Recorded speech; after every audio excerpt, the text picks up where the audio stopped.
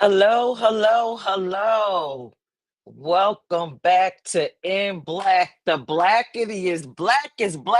show, LGBT show on, I don't know, every platform. I am your host, Peirrce, but of course, some of y'all know me as Peach, so it's okay to call me Peach. You know how it is, you know how I do. Um, Now, I got to give a disclaimer. Everything shared here are the thoughts and views of our panel and some of our guests that may be typing or coming onto the show and aren't necessarily the views of IME Inc., the LGBTQ plus nonprofit. Now, let's have a discussion in Black tonight. The topic is I know why you are. So in the Black community, we know everything. We know how the sky turned blue. We know why it's raining outside. We know what's in the contents of baloney. And we also know why a person is their orientation identity. But before I bring on my panel, I want to play a little clip to show you, just to give you some insight, just in case you aren't Black or you haven't had the Black experience. Okay. So remember, the topic is I know why you are. Here is the clip. Training on When he was like 3 or 4 years old, when we take pictures, different things, he'll pose a certain way and he does different things, and I didn't like that. And I always said, I know it was a spirit. my hair is washed. I like it too. Crazy, right? I know why it's a spirit. I tell you, our community is something else. So let me bring on the panel. We're gonna have this discussion tonight. Please, please, please, everyone, if you could just share this out, share this live, so everybody could get this good information.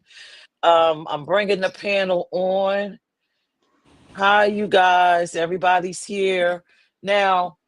Last week, how this is going to work is going to work the same way it worked last week.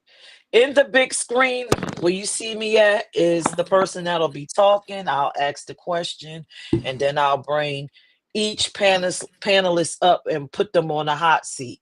So before we begin, I'm going to allow everybody to reintroduce themselves or introduce themselves for the first time.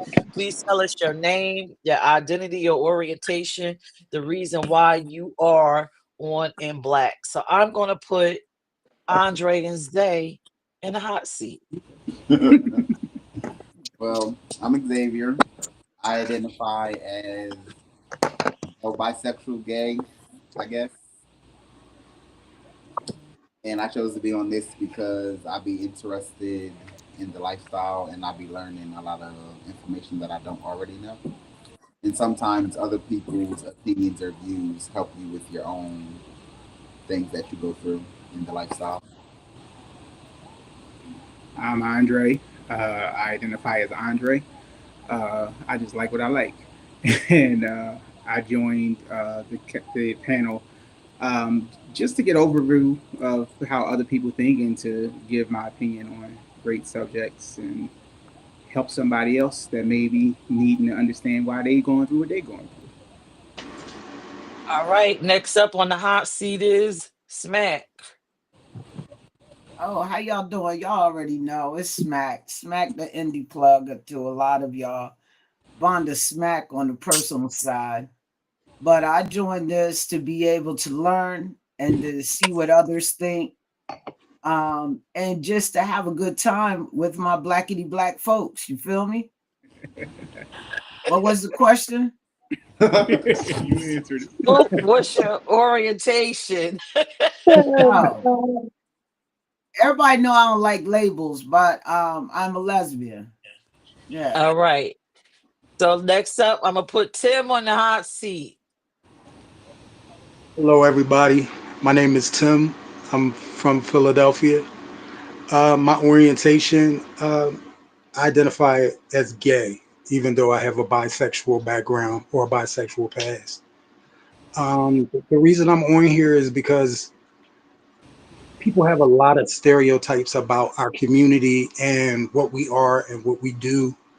And I've never been the typical, I've never been the norm, I've never been someone that you could put into a box. So to help people just understand the things that they don't know and just to just give them a general knowledge of who we are and what we experience and how they affect us in addition to how we affect them. All right. Next up is Stan. Okay, I'm Stan. Can you all see me? Yes, we can. Okay, because this is good on my phone. I'm in Atlanta, Georgia, and I identify as straight male, but I only date trans women. And I'm on here just to give people an understanding about what I'm all about, and about what a lot of men like me are about. All righty. And next up is Donna. Yes, hello everyone. My name is Donna. I'm a masculine centered lesbian. I'm also on here to learn and to meet new people and to understand their life, and for people out there listening and looking for them to understand and learn about us. Oh. All right. So again, if you are watching, please share the live. I'm gonna give the panelists a chance to share the live. Share it with whomever. Share it on your Facebook. Share it on your Instagram. Share it everywhere. Viewers, share it, because the goal of In Black is to reach as many as possible, to reach and teach. How about that? We're reaching and teaching. So share the live. And so I'm going to begin with my question. First off, um, y'all all saw the video, right? Everybody could nod, yes, yes, yes. Yeah. Yes. Y'all, okay, all right. So I want y'all to just keep that in mind for the last question. But I'm gonna get into the first question. So when we come out, the first people that well, not everybody, but most of us want validation from our parents, right? I know I wanted validation from my mother. So I reached out and I called her. And when I told her, she was excited. It was like, dang, did she want a LGBT child more than she wanted a regular child? Like, why is she so happy about this?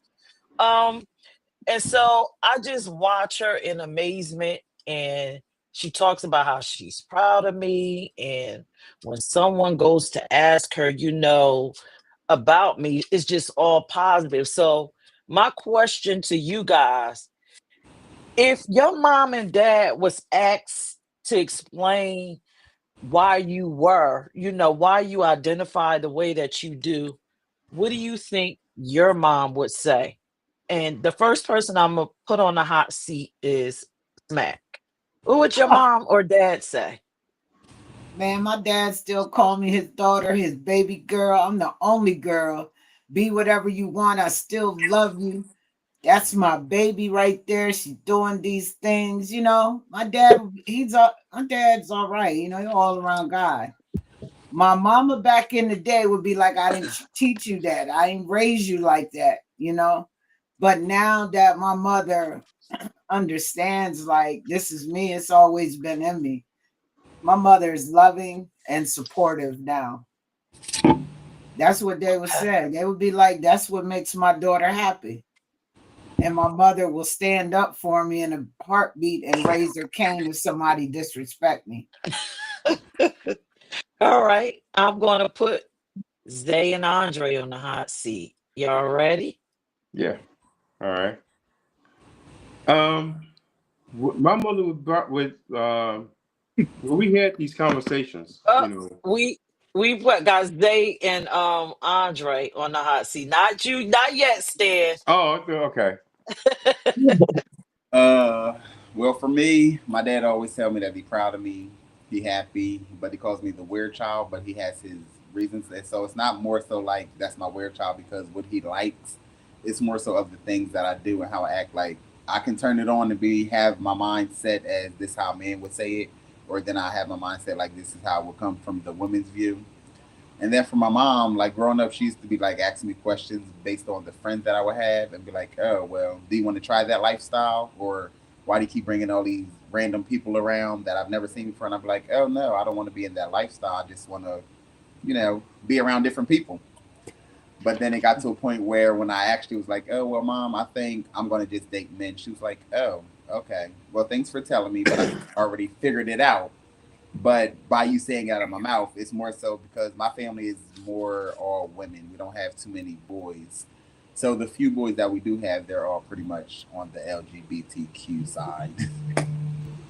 Well, For me, my dad found out recently, which I thought was absolutely hilarious. But he was good. He was just like, you do what you do. If it makes you happy, it makes me happy. And whoever you date, tell them if they do you dirty, they got to deal with me. Which I thought was hilarious because my dad is not really a fighter. My mom, on the other hand, when I first discussed it with her, discussed my lifestyle with her, she had a hard time accepting it because of a personal, like a family loss we had.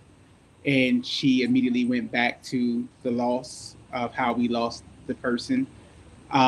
And so she immediately, went into like a small depression, but then she, slowly got over it. She's more accepting of it now than ever. I can say like out of everybody I've been with, this one somehow was the first person she's liked.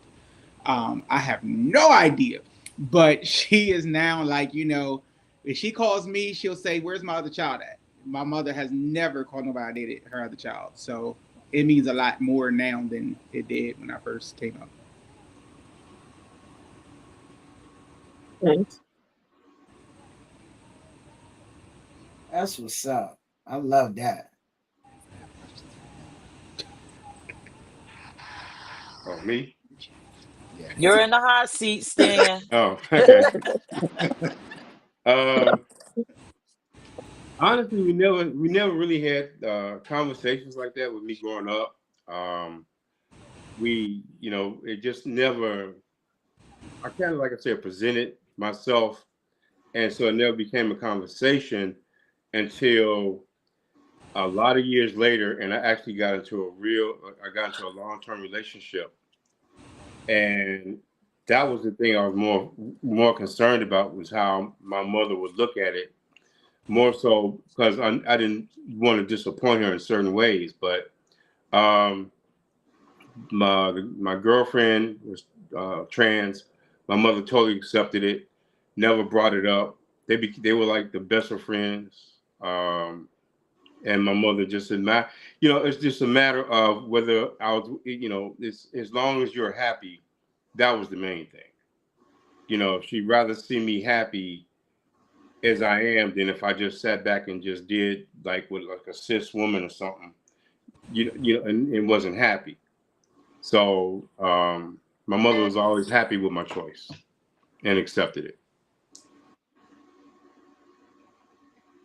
All right. Next up, we got Donna in the hot seat. Hey, always. it. Well, unfortunately, I grew up in a single parent house. My father, I never knew my father. He was never around. He left my mom when she was pregnant. Um, it was just me, my mom, and my brother. So, like I said, my mom already knew I was she knew from public school. She already knew I was a tomboy, and she knew when I told her when I came out and told her. Like I said, she was a little, no parent is always going to be, oh yeah, my child is, She was a little, hurt, but she knew. But she accepted me. Um, I lived with her when I got back from the military, and she accepted me. I had no problems. And like I said, my childhood, my adulthood, everything was like I had no issues. Nothing. We Next just up, perfect. Tim. Perfect. Tim, you in the hot seat. Okay. Um. Well, I grew up in a single parent family situation. My mother worked a lot, and my mother wasn't a talker. You did what she said, and that was it. You didn't discuss anything. So of course, we never had a chance to discuss anything. So I went. I was dealing with guys and girls till I turned 15, and then I started going more so in the direction of men. And when I finally moved out, I went and picked up my grandmother and my mother one day, and I told them, and they both said, "Well, I think it's just a phase that you're going through." Mm. Until my mom met my first boyfriend, and we moved in together, Vonda Donnie, and he was the most feminine little thing. When I first met him, I thought he was a girl, and my mother had always been indifferent towards me until she met Donnie, and then we had a relationship again because she liked Donnie, which confused me. But I took the time with my mother either way. So I was always raised as the man in the house, as the man of the house, and that was my role from 6 years old. So my mother knew, and she told me later in life I was so hard on you because I could see certain things in you, and I didn't want you to go that way. She said, but now that I see you as a grown man, you're respectful. You're not out on the streets. You're not, into any illegal thing. You're not on drugs. You out here. You making a way for yourself as a man, just like you were raised. And even though my mother didn't like it, it was easier for her to live with and accept because I came home every time to visit as the son that she raised, even though I was an entertainer and I was on stage doing things completely opposite of how she raised me. So it was a process. It was a process. When I in 2002 I did VH1. It was a show, Boys Will Be Girls, and it was about males who were drag entertainers. And I took my mother on there, and my mother was straight from the country, and she was raised that all this type of stuff is wrong. But when she actually saw what I did as an entertainer, she gave me complete respect. And that's when she backed off and started treating me like her son again, if that makes sense. I get it because Tim and I grew up. Wow. Tim That and I grew that's up in the same area, so I definitely get it what he's saying about his mom. I get it. Like Yeah. when Vonda was part of my beginning in the lifestyle. When Yep. my first couple of years in the lifestyle, I was going out and hanging around with Vonda and different friends from my hometown. So me and Vonda Yep. go way back. So she knows my mother, and Hmm. she knows. She knows She thought me and Tim were dating. because we were close because we were just figuring out each other. Yep. Because Vonda was a little tomboyish, but I never paid attention to it. And then one day, I don't know what the topic was, and we just started talking. And then once I found out I wasn't the only one, Vonda became like a safe haven because I could talk to Mhm. Vonda about things that I couldn't talk to anybody else about. And then eventually, I started making more friends. Yep. wow, that is beautiful. So y'all two were a safe space for each other. Yep. And Right. that's great when you're trying to come out. It helps to make it easier. So I'm glad that y'all had each other. Yep. Not all Here, of us was fortunate to have one more thing. somebody. Well, Right. One you more know, thing. When I started entertaining, the first person that was out there to tip me, to give me my first dollar, my first time on stage, Smack. Yeah. Right there, my very first time. I still have it on videotape. Well, don't show that videotape. Don't give it I to ain't gonna her. show it. Oh Lord, y'all, let's get to the next question. Y'all always acting up. I tell y'all, this panel, we were acting up before the show started. Right. So that goes to show, the camaraderie, how this is going to work, how everything will flow. And I guarantee you that if you are watching now or will watch later, you will learn something, you will laugh, and you probably might feel like one of us are your friends on here, right? Because Mhm. we just that open and honest and candid. So the next question, and like I said before we started the show, you can easily bypass a question and say, that's too difficult for me. No answer is an answer. And I think our audience will respect it. And I know I will.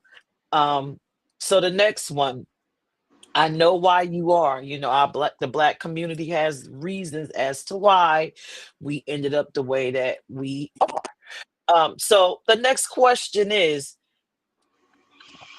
there is a common belief within our community, right? That LGBT people or trans attracted people stems from trauma or some type of abuse. Hmm. Um, is that something that any of you personally experienced? If you don't mind sharing, I'll put you up on a hot seat. And if it's too much, just say, you know what, I want to bypass. And I'll totally understand because this is a very sensitive question. So I'm going to reach for Stan. First person on the hot seat, Stan. Did you experience any type of trauma or abuse? No, never did. I grew up just curious about things. Um, and I was, like I said, never abused or anything. I was, even I remember at 13, even in high school, I would even, uh, and this is really for real, I would even seek out grown people to try to experience uh, sex with. You know,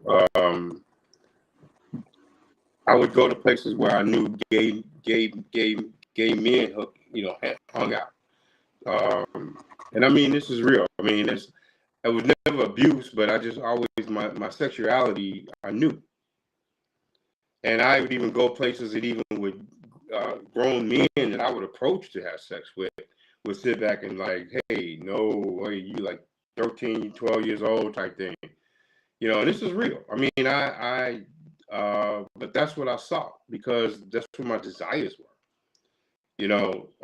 But it had nothing to do with abuse. I was actually one abusing them pretty much, you know, and that was a situation where I was seeking those things out. So I would go to places where I knew, like I went to the park, where I knew guys would hang out there, just to try to get that experience. And I did, and I was 12, 13 years old, you know. But there was no abuse on my part, but it was just something I was looking for. I could have, and the men that did things with me, you could have called it abuse, but I knew what I was doing, because they didn't pursue me, I pursued that. So I was gonna say no, it wasn't abuse, but at that age, and I'm sure people that some people I don't know, but that say that they've been abused, sometimes they put themselves in certain situations, and that's the way I don't know that, but I can say because if my mother came to me or if I got traumatized by it, I can easily say I was abused, but I was the one that pursued it, and I did at an early age, and I sought that, and I went around it, so. But as far as the abuse part go, no, no, you know, I was the aggressor in those things, and I was looking for a grown man to do it. Okay. Thank you so much, Stan. The next person I'm going to bring onto this hot seat is Andre and Zay.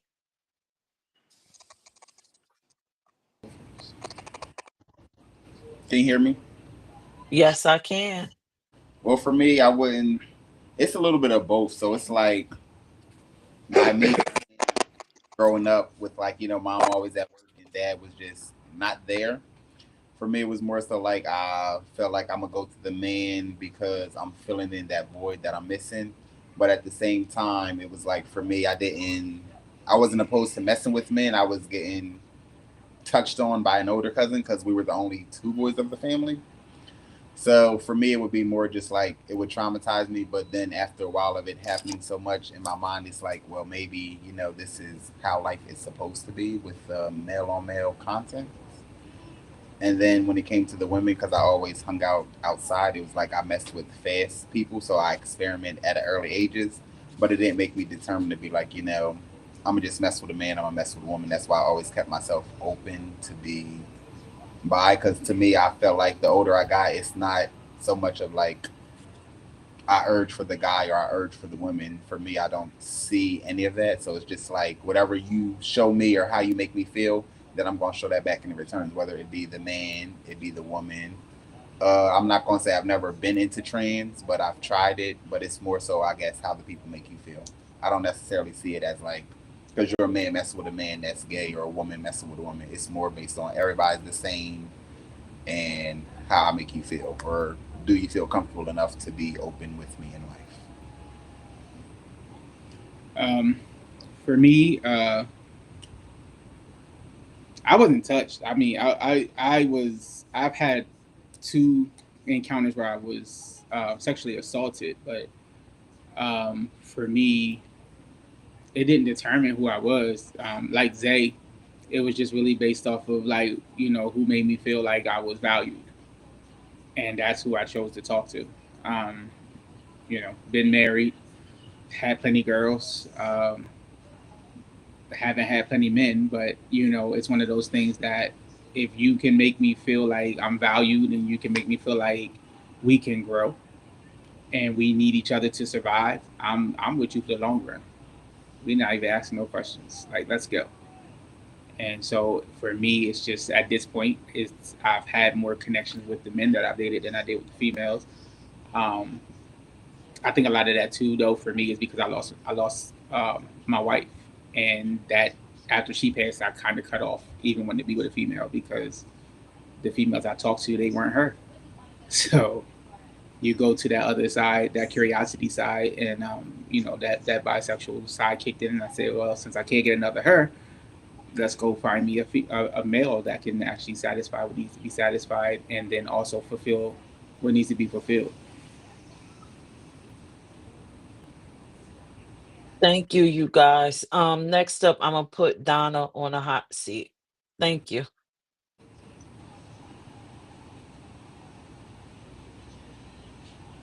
My mom, like I said, I grew up just with my mom. She didn't have many men around us. Me and my brother, only one man that was around us that I kind of like gravitated to like a father figure.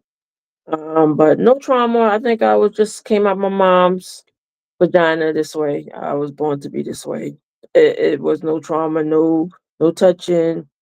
Um, I was in the military. I seen a lot of women when I was in Kuwait get was raped.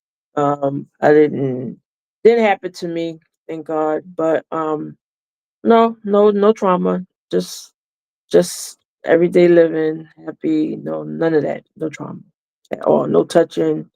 No giving no not touching nobody. Me not never had a boyfriend. Always was into women. So yeah, just no trauma. Like I said, my life was good. Thank you, Donna. Next up, I'm gonna bring up Smack.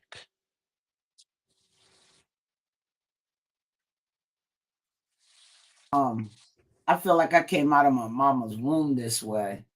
May it took a Amen. long time for me to say, hey, come out the closet. But I feel like I came out of my mama's womb this way because I love to play house and I was always the daddy. Um, as far as trauma, that's one thing a lot of people and even some celebrities out here think that people are gay because, you know, we've done had some trauma in our life. That trauma doesn't always equate to that. So that's one like thing that I hate, stereotype that I hate that they make about our community that someone had to touch us or we've been through trauma. And I can't really, I've had some situations, and I don't want to speak about it on air, but I've had some situations, but they don't define who I am today or made me, I was already um I already knew what I liked when these situations happened. So I can't say that because those things happened to me is why I am who I am today. Nah, that doesn't define me, the situation that has happened in my life. Thank you, Smack. Next up is Tim. Before before I answer mine, I just want to say one thing. I'm not speaking from a bitter place when I tell you these things. Um, I've been through therapy and I understand a lot about my mother's decisions now than I did when things were happening to me and I was living through them. Um, my mother was a young mother and she was trying to work and still party at the same time. And a lot of times my mom would make bad decisions. And she would drop me off with people that she knew, or rather people that she partied with. And sometimes she would leave me there 2 or 3 days at a time. And she wouldn't leave anything with me or for me. She would just disappear. And when you leave a child in situations like that, number one, the people who that child is dumped on have animosity. And they take it out on that child, number one. Number two, just because somebody is cool and you know them and you party with them, that doesn't mean that that's somebody that's okay to leave your kids with. So between ages and 5 and 10, I was molested by men and women. So it wasn't until I got like around 13 that I started noticing that I was attracted to my girlfriends and their brothers. And I was raised to be a certain kind of man, so I couldn't explore my feelings as far as men were concerned. But I hear a lot of people that are gay say, yes, I'm gay, I was born this way. But I really question if those things hadn't happened to me, would I be this way? Because I didn't really reverberate really well in the gay community because I didn't have much in common with the people that were around me. Like I was raised in a little town, so prostitution was not a thought for me. Hard drugs was not a thought for me. Bathhouses, all those things that my friends were doing in the community were not a thought for me. And those things that happened to me as a child have affected my relationships with my friends as well as my family because I have this thing about being touched. And if I don't invite you to touch me, it makes me uncomfortable. It presses buttons. And I know that that's from being molested. And I had to deal with it by myself. I had a couple of younger siblings to protect and nobody to talk to. and I just had to sit on it until I was old enough to get out of the house. So, whereas a lot of people say that they were born this way, I don't think so. I don't think that if those things had happened to me, I think that was something that was introduced to me before I should have even been thinking about sex. And they interfered with my process of naturally being able to choose. Do you understand? Yes, I do. I understand. Yep. Mm-hmm. Thank you, Tim. Thank you for being candid and honest and inviting us to share with you, just to share with us so we could take it in. Mm-hmm. And I really thank you. And I think the audience needed to hear that too. Because again, all of our journeys are different. And Um, that's what people need and to understand. yep. Mm-hmm. Wow. Questions. That was a question. So we got through the hard questions. Right. That the two hardest ones that I personally was worried about. And Donna reminded me last week that I didn't personally answer the question, so I will answer this one. No, there was no trauma. From a little girl, I've always known that I was just open to love. I was attracted to people based on their souls, just based on how good of a person you were. Um, Not necessarily a body, but just the energy and the spirit of the person. So the next question, Great which will answer, be a host. whole lot lighter. Uh, That's A a whole great lot lighter. answer, host. Woosah. Woosah. yes, let's woosah down because that was a heavy question. But Right. I'm glad we had a chance to discuss it because that's the reality of our community. Our community thinks all types of reasons as to why we are the way that we are. Um, Right. so the next question is I find it kind of silly, and I know you guys heard it growing up or whatever. Um, Let us have it. if you did you turn out the way you are because you was raised by the opposite sex parent? So if you female, if you was raised by your father, did you look up to him so much that it made you want to be a part of the community and vice versa? Um, Come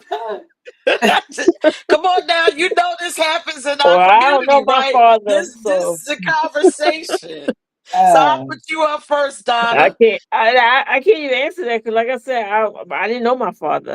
I didn't grow up with my father, so it was always my mother and my brother. It was always us, and like my mother's brother and my mother's sister. We would always, be around my aunt. But no, I didn't get it from no male or no man. It was just me. It just all me. I wasn't grown Oh, up. I don't know my father at all, so okay. I can't even answer that one. Stan, Stan, you up in the hot seat. Are you that way because you was raised by your mom? Is that why you trans attracted? It's just My our mom, community.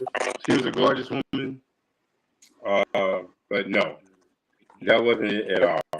It was, I mean, it's something I can't, like I said, I can't explain it. It had nothing to do with how I was raised, anything, because I was raised what I would just call pretty normal, but I was just curious about certain things and my feelings.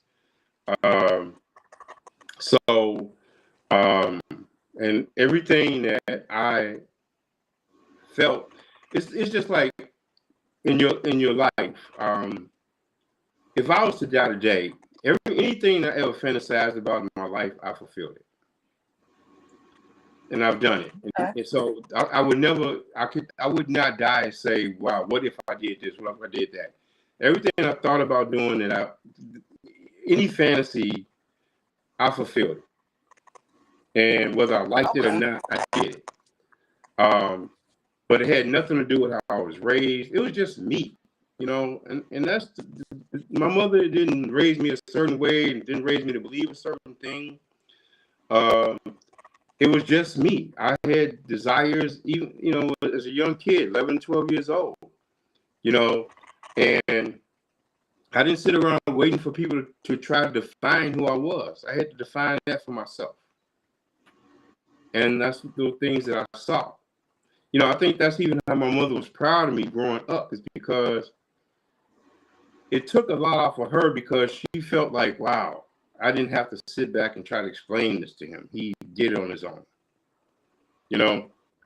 So, and I was just always that kind of person. So, but it wasn't I was raised a certain way, and she tried to raise me.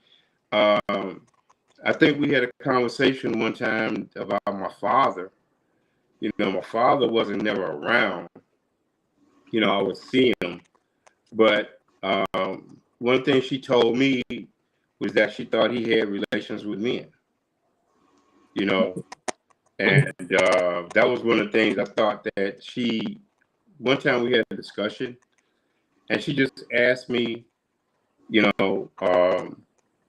because he stayed in a rooming house at one point, and it was a gay rooming house. And when I go see him, she asked me about it. And I told her, I said, well, a lot of men would say things to me, but I didn't look at it one way or another. All she wanted to do was fulfill her mind that it wasn't anything she did, or if it was something that came from my father. So, Oh. what I'm saying? It was, it's kind of complicated, but it's not complicated because I didn't think much about what he was doing. And it didn't get to me like, oh, damn, if my dad is doing stuff like this, I'm like that. I never had those conflicts. He was involved in certain kind of things. So, but my mother and I did have that one conversation, and it was, had nothing to do with how she raised me, had nothing to do with him, or how I saw him. It was just me. So I never said, hey, I seen this, and oh my, you did this to me. No, it was never nothing like that. It was just me, so, but, and I know people go through a lot. With me, especially dating trans women, I know all the things that are going with them, and being raised and being molested, and, being a feminine person, and you got relatives that take advantage of that. I've seen that. I've seen the damage that it's done, and that's why I can sympathize with the trans community like I do, because these women have gone through a lot, and in transitioning, and then the things we're talking about are things that they've had to go through: trauma, being molested by a family member, those kind of things. So, I can sympathize with it totally. I'm just fortunate that I never had that kind of trauma. So I didn't. So no, Mom, I turned out the way I did because of me. Stan. I'm the only one Thank you. responsible. Okay, thank you. And thank you for being an advocate for the trans community, as many of us on this panel are. So next up in the hot seat is Andre and Zay. For me, in a short answer, no. I was raised, I was raised by my mom, but my grandfather was heavy in my life. I chose to date who I wanted to date because I had the freedom to do it. Period. Nothing to do with a single parent. You know, Dad, God bless him.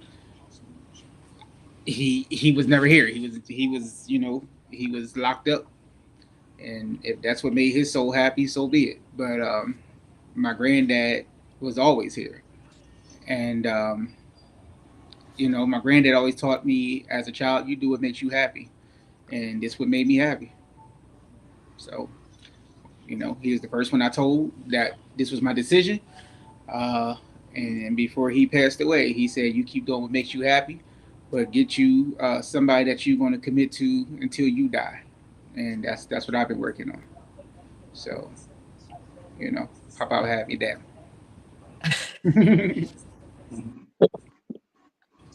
Well, for me, I didn't grow up in the house with mom or with dad. I grew up in the house with grandma, but grandma didn't bring like company over. Like I see she had friends, but it wasn't like I never seen them on no lovey dovey type things.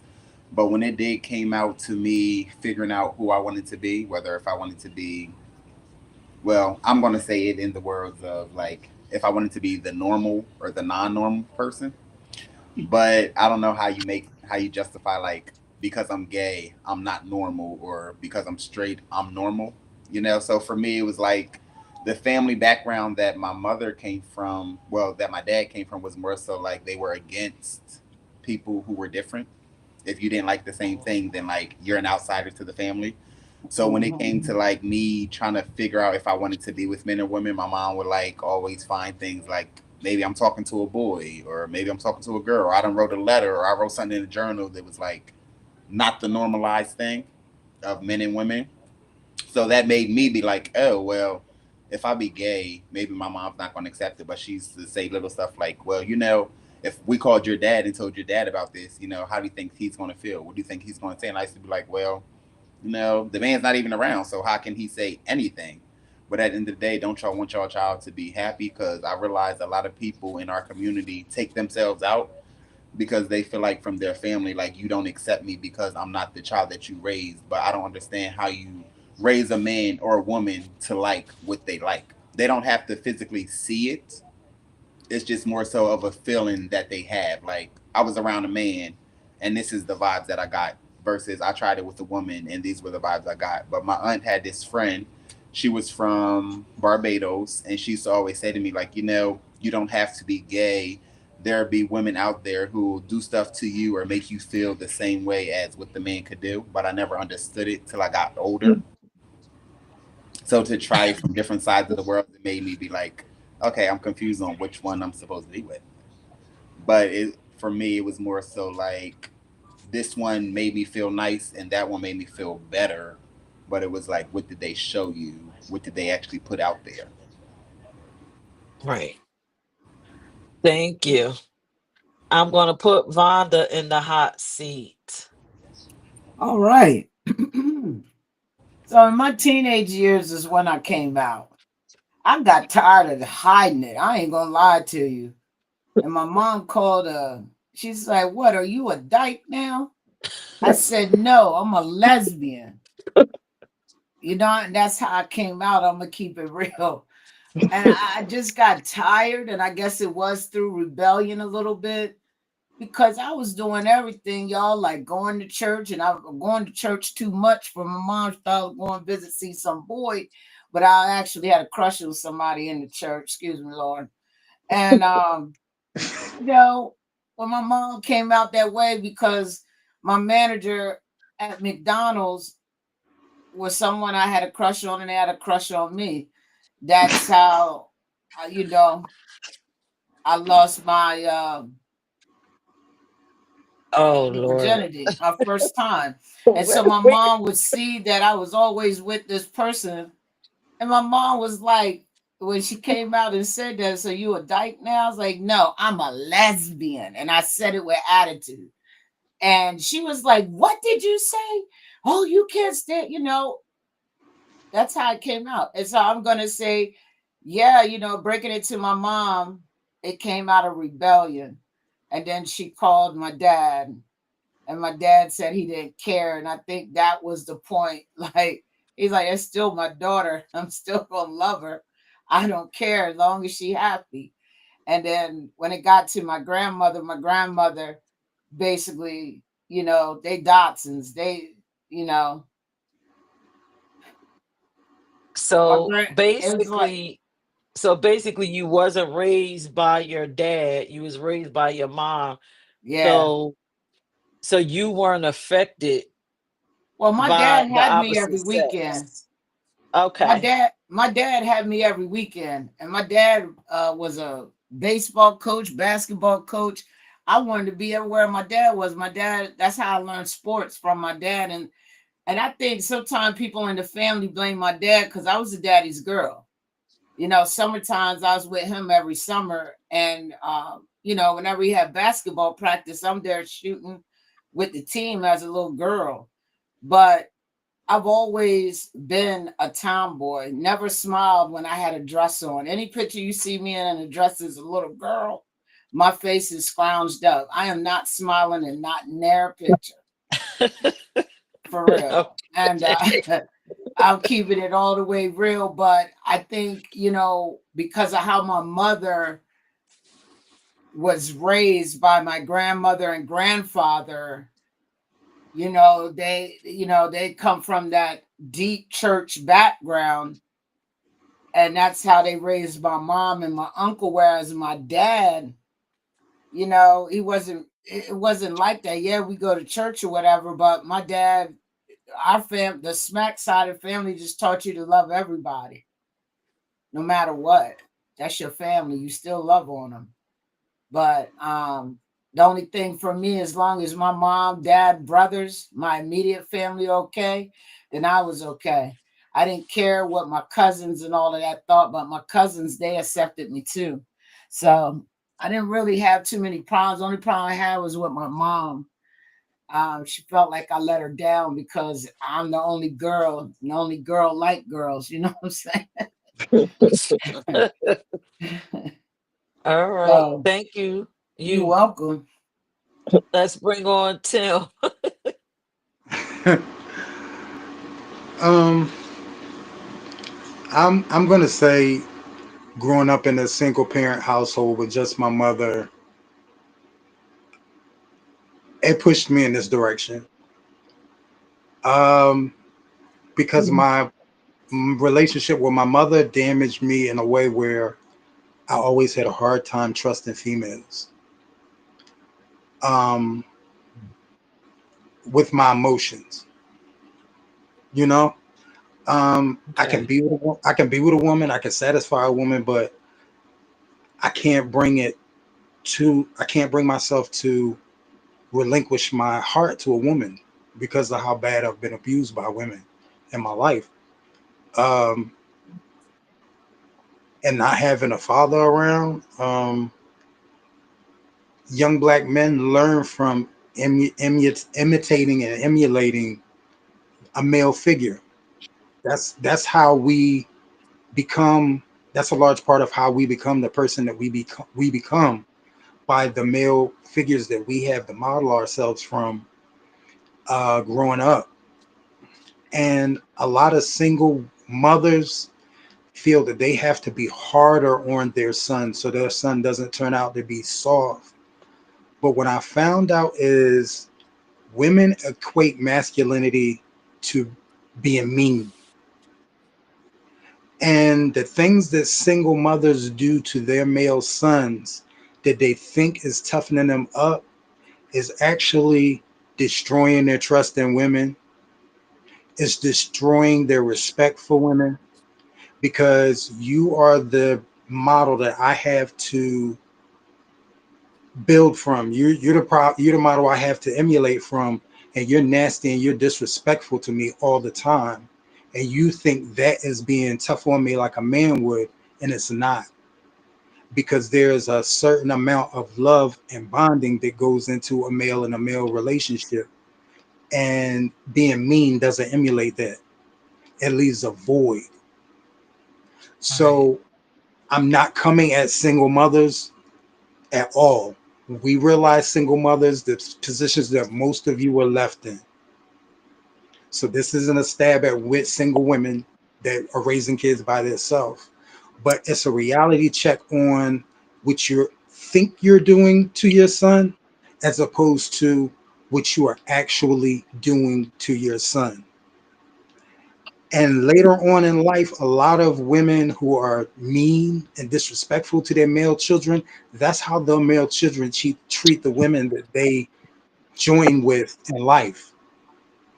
And the whole time, these women are saying, I didn't raise you to be like that, but through that young man watching how you treated him and how you talked to him, you did treat it, you did teach him how to be like that. You taught him how to be exactly like that.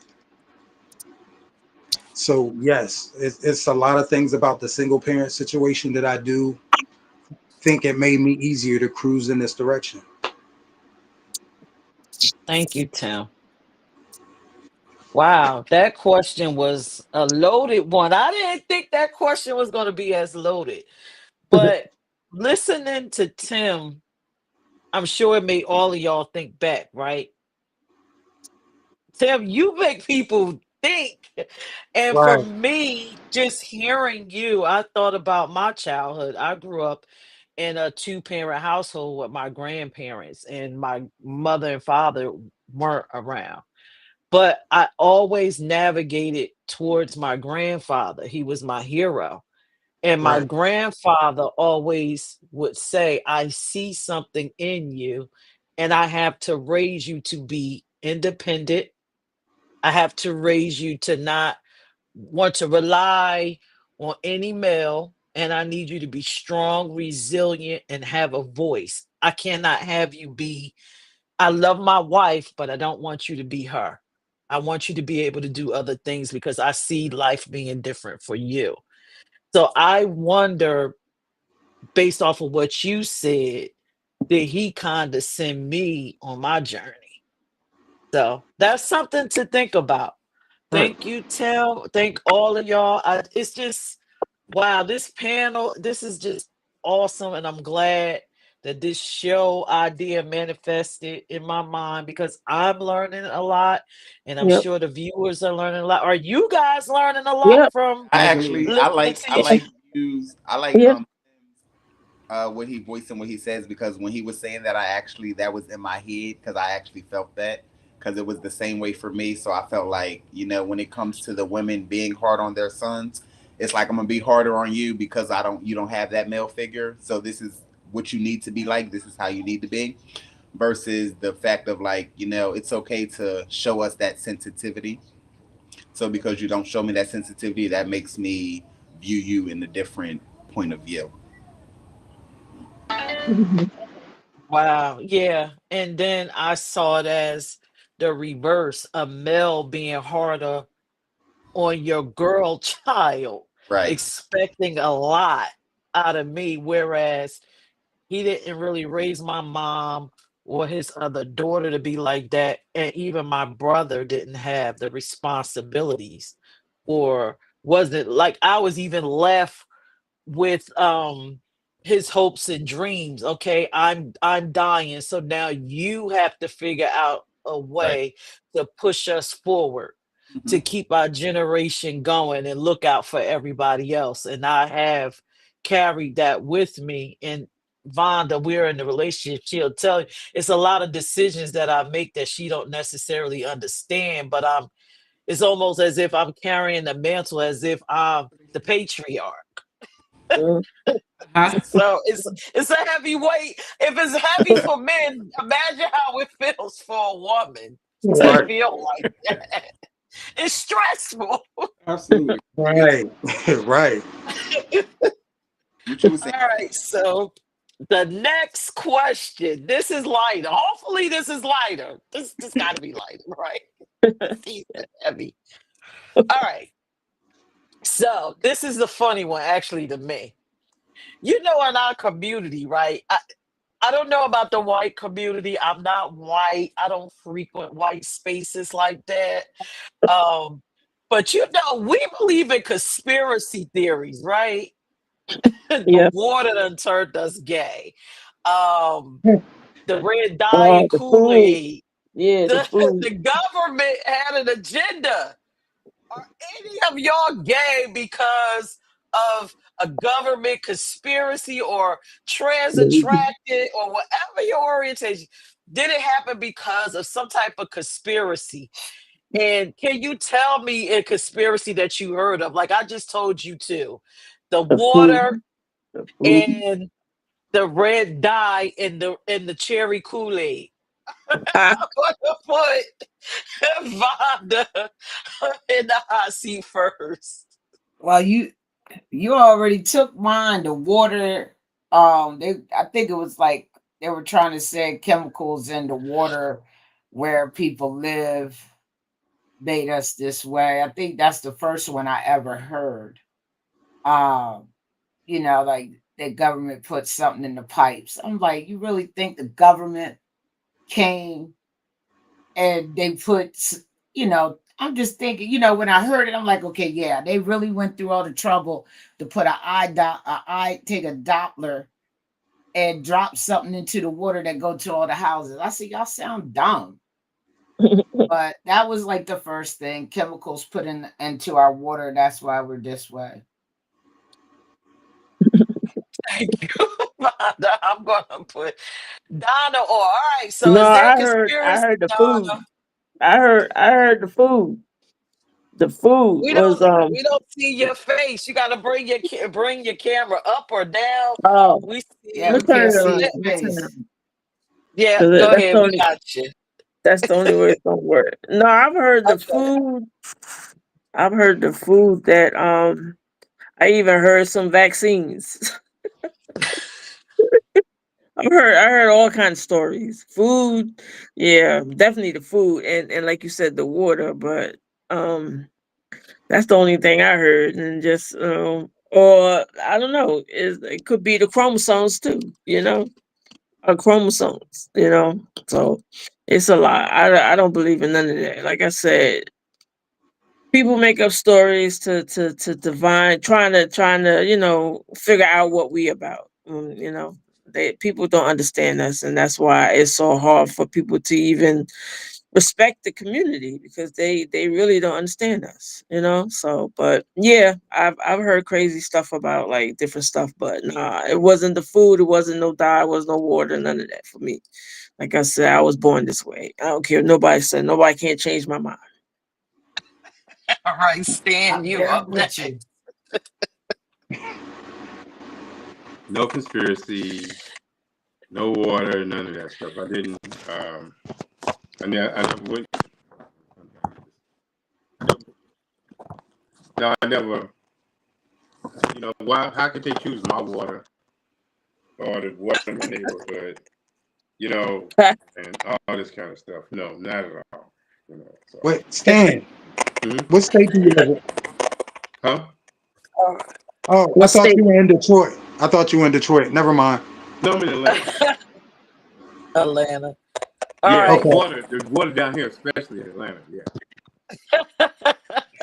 So I'm gonna put Not Tim on the everything hot special seat. down here. Woo. Mhm. Tim, conspiracy theories to depopulate the black population, to depopulate the black community. But Any conspiracy theories? that house music will make you gay. I believe I that. swear, I swear on everything I love. People used to tell me that when I was growing up, and I was like, "Well, how is house music gonna make you gay? Well, all house music isn't gay. All house music ain't the same." I ain't never heard that one. Oh my God. House music I, just got I like a heard lot of that. I know Vogue, straight a lot people of who like Vogue house type music. No, I people. read something Okay. today. Just talking about house music out of Chicago. That's where I'm from. Right. That it created people being gay. I was seeing that today online. That Oh yeah, God. house music started off as disco, and gay That's people. that's not true, right? I read this. House They were doing the music. history of house music, and house music. I guess it started out of Chicago, It's our preference, Nah, but they it did not didn't. and start out in Chicago. No, we see, can't I'm give y'all telling You that know you, credit, what? baby. Bring it back to Listen, Maryland. They did not Google start house, out in Google Chicago. house music. look, House y'all. music started in Baltimore. All right. We Listen, y'all, having fun. we got to get back to the question because we having Yeah, too but much house fun. music ain't make you gay. Y'all's music definitely ain't making you gay. Right. Let me bring on Andre and Zay. They gonna tell me some other stuff because see, Tim always getting something started. Tim, Zay, Andre, y'all in the hot seat. You heard any of this stuff? I blame Gerber. Nah, I'm just um I've heard, something in the water, something in the Similac, something in the everything. But Similar. I just believe people gonna be who they are. You know what I mean? And it's up to us to choose to either love them for who they are or step out of their lives and be okay with your life. Okay. Well, see, that was a fun question. Government cheese. That This, Right. USDA cheese did it. oh my God, the I was government gonna And say that. I was 90 gonna Well, say how then niggas government, not getting everybody government should be pregnant. cheese. gay then, because Oh my there should be I was no gonna God. say straight that person on government this earth. cheese and the peanut butter, but I left it alone. It should Oh everybody my should be gay God. then. Oh my God. Both of them So was done no for Secret Man. conspiracy theories are we all agree none of the conspiracy theories made us our identities, No, Right. orientation, No, dictated our attractions. nah, look, never. it's like this. I never paid any attention to any of those things because one of Jesus' seven disciples that sat in the painting of the Last Supper, one of them was gay. Yes, sir. We we've been here since the beginning. We ain't nothing create us. I, It wasn't no chemicals. It wasn't the water. It wasn't house music. You it was know, the vine. we It ain't was the just show vine. up one day and say, we ain't just show up one day and say, hey. No, it didn't happen like that. Right. It didn't happen like that. Nah, It was that because new everybody status would be Jesus. gay. Sit it down, boo. It didn't happen like that. No, Let's go to the next question. See, this panel, listen, people that watch this is gonna want to join this panel because y'all are really off the chain. I really am enjoying this group of people. Like y'all are enjoying me, but I'm enjoying y'all just as much. Like I'm loving this. same here. Same here. So We the look, next can I question. say I know you trying to get to your next question, but we doing this in your flow. But if you let us go, we're gonna have this whole live. People gonna be tuned in, gonna have them going wild. We being good right now. We've been excellent. We being have. Y'all behave so we could get through these questions, and then in the end, we could all pop up on the screen. We Yeah, gotta Right. get to the meaty stuff. We gotta answer these questions. We gotta let these homophobes know what they Right. thinking ain't right. All right. right. So the next question, this one to me is funny too, right? Witches, ghosts, and goblins, right? You know the black community is so superstitious, right? We are all they're superstitious, ultra religious, ultra spiritual, right? Am I lying, y'all? Y'all know this is the truth. Yep. So my question is, are any of y'all possessed? Are y'all in a spiritual battle? Is it a demon lurking in y'all closet? Is this the reason why y'all are identifying the way that y'all are as some evil entity that's getting at y'all possessing you or talking to you at night, tickling your toes? I'm gonna put Andre and I Zay up I think we first. could all answer that in unison, to be honest. No, no, people got they want to say, hey, y'all got an evil entity in y'all body, a demon. If you did, would you admit it? Yeah. No, nobody's business. Now, Nobody's business but you said mine. that kind of fast. Uh, I mean, Tim already Nobody's business. pretty much said it. Like there has been homosexuality has existed since the beginning. Um, I'm a firm believer as an apostle. I'm a firm believer that Jesus is love, and Jesus came to teach love, and he came to teach it based upon himself. Like I'm the prime. He was the prime example of what love looked like. And he said, "With loving kindness have I drawn thee to me." So if he can say, "I don't care," it don't matter what you're going through. I'm the one who's drawing you to me. I wish somebody would tell me I was demon possessed. Like my anointing is way too strong for that. And so I'm very particular with this because we're in that day and age where everything in the, especially in the black church, relates around homosexuality, relates around lesbianism, relates around trans community, but nothing relates around the pastors who sleep with, never mind, we're not gonna go there tonight. But we have to just be real and call it for what it is. You know, like it's like, you know, I'm married, but I got my secretary, I got my deaconess, I got my, you know, and so, you know, if being a hoe didn't come from the water you drink, then being who I am and loving who I love is not because I'm demon possessed. You know, I'm not no less demon possessed than the deacon who's sleeping with everybody in the church. You know, and so we're gonna call a spade, call it for what it is, but don't call it for what the Mhm. foolishness. And then the other thing that bothers me with the black church is we believe a bunch of man-made doctrine, but none of us read the word for real. Can we just call a spade a spade? And Yeah. so if you come at me with Bible, I respect you with Bible. But if you come at me with foolishness, the Bible declares a dumbass spoke. You and Tim Trying will to fight. go to church now. I'm done. Preach, preacher. Preach, preacher. You got me hyped up in here. Zay, you got anything you want to say today? No, that was it right on the nose. Well, I They think said you I said ain't it even for touching that. everybody. Yeah, I'm gonna Everybody, you bring said up that. Smack in the hot seat. Mm-mm. Are you possessed? Is it a You know, demon you know, under the bed? you know, I got, it's crazy that he said that. No, I'm not possessed, number one. Ain't no demons up in me. Now, can I get to the point where I get ticked off and someone may think there's something up in me, but that's just my passion. But I just love how when you talked about, a lot of these churches, they see you coming, they're gonna talk about, oh, God put this on my heart to change up my message today, because you see, you know, a lesbian walking in your church, and now you want to change up the word for the day. Come on, man, that ain't happen, because my God loves everybody. He crazy about me. I tell people that all the time. But now I ain't got no demon up in me.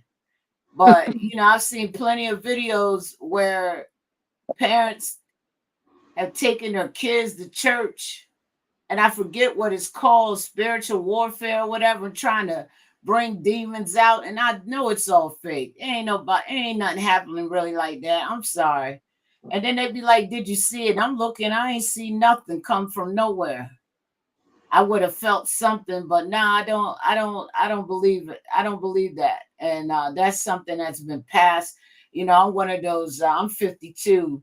I came out when I was 16, and that's something that my gay mom and dad talked about and educated us on, because that used to be a rumor back in the day, like we possessed with something's in our body. We need to take you to church to get it out. That's crazy. I'm gonna leave it there. Thank you, Vonda. I'm about to put Donna up here. I'm Are so you like this. possessed?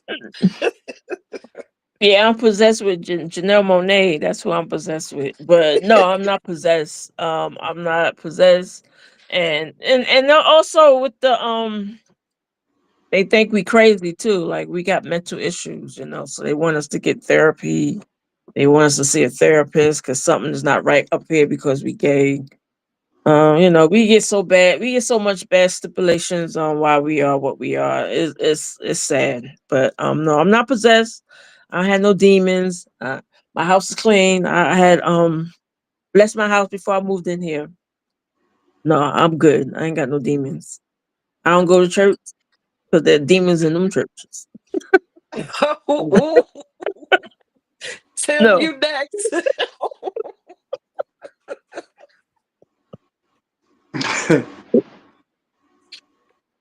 Are you possessed? Do you have a demon in you? You let me eat too much dairy? Absolutely. It's a demon in me, and it has to get out. Um, but no, being serious about the question, um, I'm not possessed, but we all have. demons.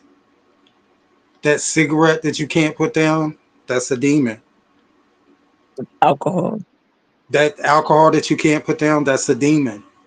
That food that you can't put down, that's a demon. The fact that you got to Mhm. have sex anytime that you woke, that's a demon.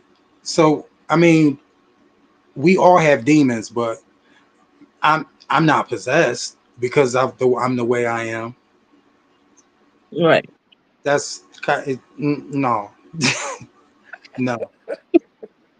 But where we were raised, yeah, our families will take us to church and try to have the demon cast out, and you will be there all day long. They're creating a service for you. They usually have two Right. services. They have the third service after the second. Oh, and you be praying. You be praying for something abnormal to happen, just so you can, Right. so that the pastor can say that's you be hoping a bird fly in the church or a cricket squeak or something, just so they So could when say they the say demon is out. That's it's it. the demon that's making you be gay, is that a demon inside of them that's making them go against what you actually are? Right. It's foolishness. So False I teaching. don't know. They find anything just to make us look bad. I'm gonna put Stan in the hot seat. Uh-uh. You got a demon.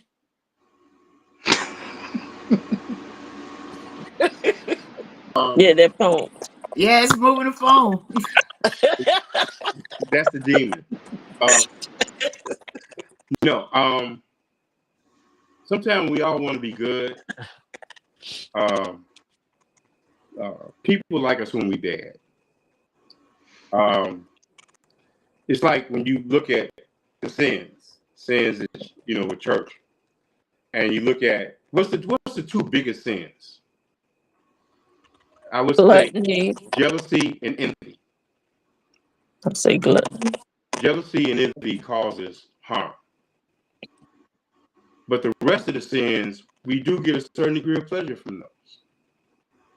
So, and think about it, we do get a certain degree of pleasure from those sins, but jealousy and envy are the two biggest sins that cause harm to people.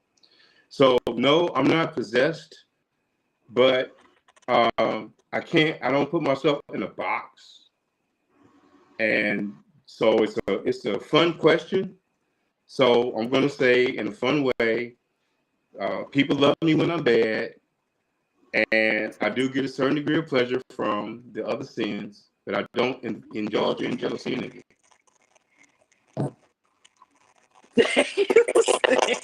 Are you laughing? God. Oh my God. This question is this a funny question? But historically speaking, right? And I'm going to answer the question when, they say that LGBTQ plus people have demons.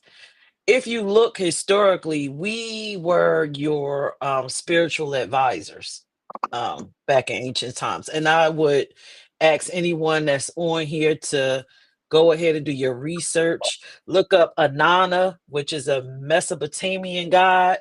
She was worshipped by a council of trans women.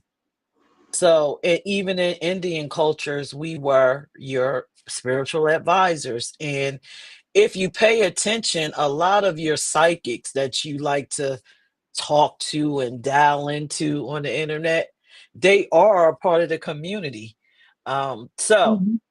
I don't think that we have a demon in us, and we might be a little bit more in touch with God than you. So do your research. Yeah. So the next question. Um, oh wow.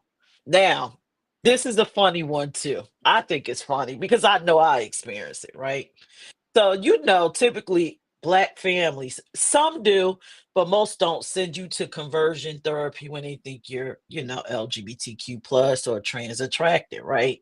But Yeah. our community within our homes, we have our own kind of black conversion therapy. You know what I'm talking about, Mhm. y'all. You know when your parents sense that, oh no, Yeah. it's something a little Something's wrong different with about you. this Yeah. child. We Mm-hmm. gotta turn on and put them through the black conversion therapy camp. Just to give an example, again, because this is in black, if you are a Caucasian person watching, an Indian person, you may not know what we're talking about. Because we black, we know what we're talking about. So I'm gonna Yeah. give you an example. My nephew, we went to Disneyland and we went into the Walt Disney store, and everybody was allowed to pick out things. My two daughters, my son, and my nephew. My two daughters picked out tutus. My son picked out some type of t-shirt with a graphic print on it, and my nephew picked out a tutu. And it turned into a big fiasco inside the Disney because he wanted a tutu. And in our black conversion therapy way, the lights clicked on into my in-law's brain. Oh no, we got to get him around boys. Let's take the tutu. Let's take anything colorful out of his bag. And he Mm-mm. needs to wear whatever the other grandchild wears. And he needs to be around him because he's masculine. That is black conversion therapy. Have you guys experienced any of it? And I'm going to just take a cue from the questions, with the clothing, the toys, the sports, the food, the friendships, anything. You know how our parents do black conversion therapy, based off gender roles or anything that you could think of.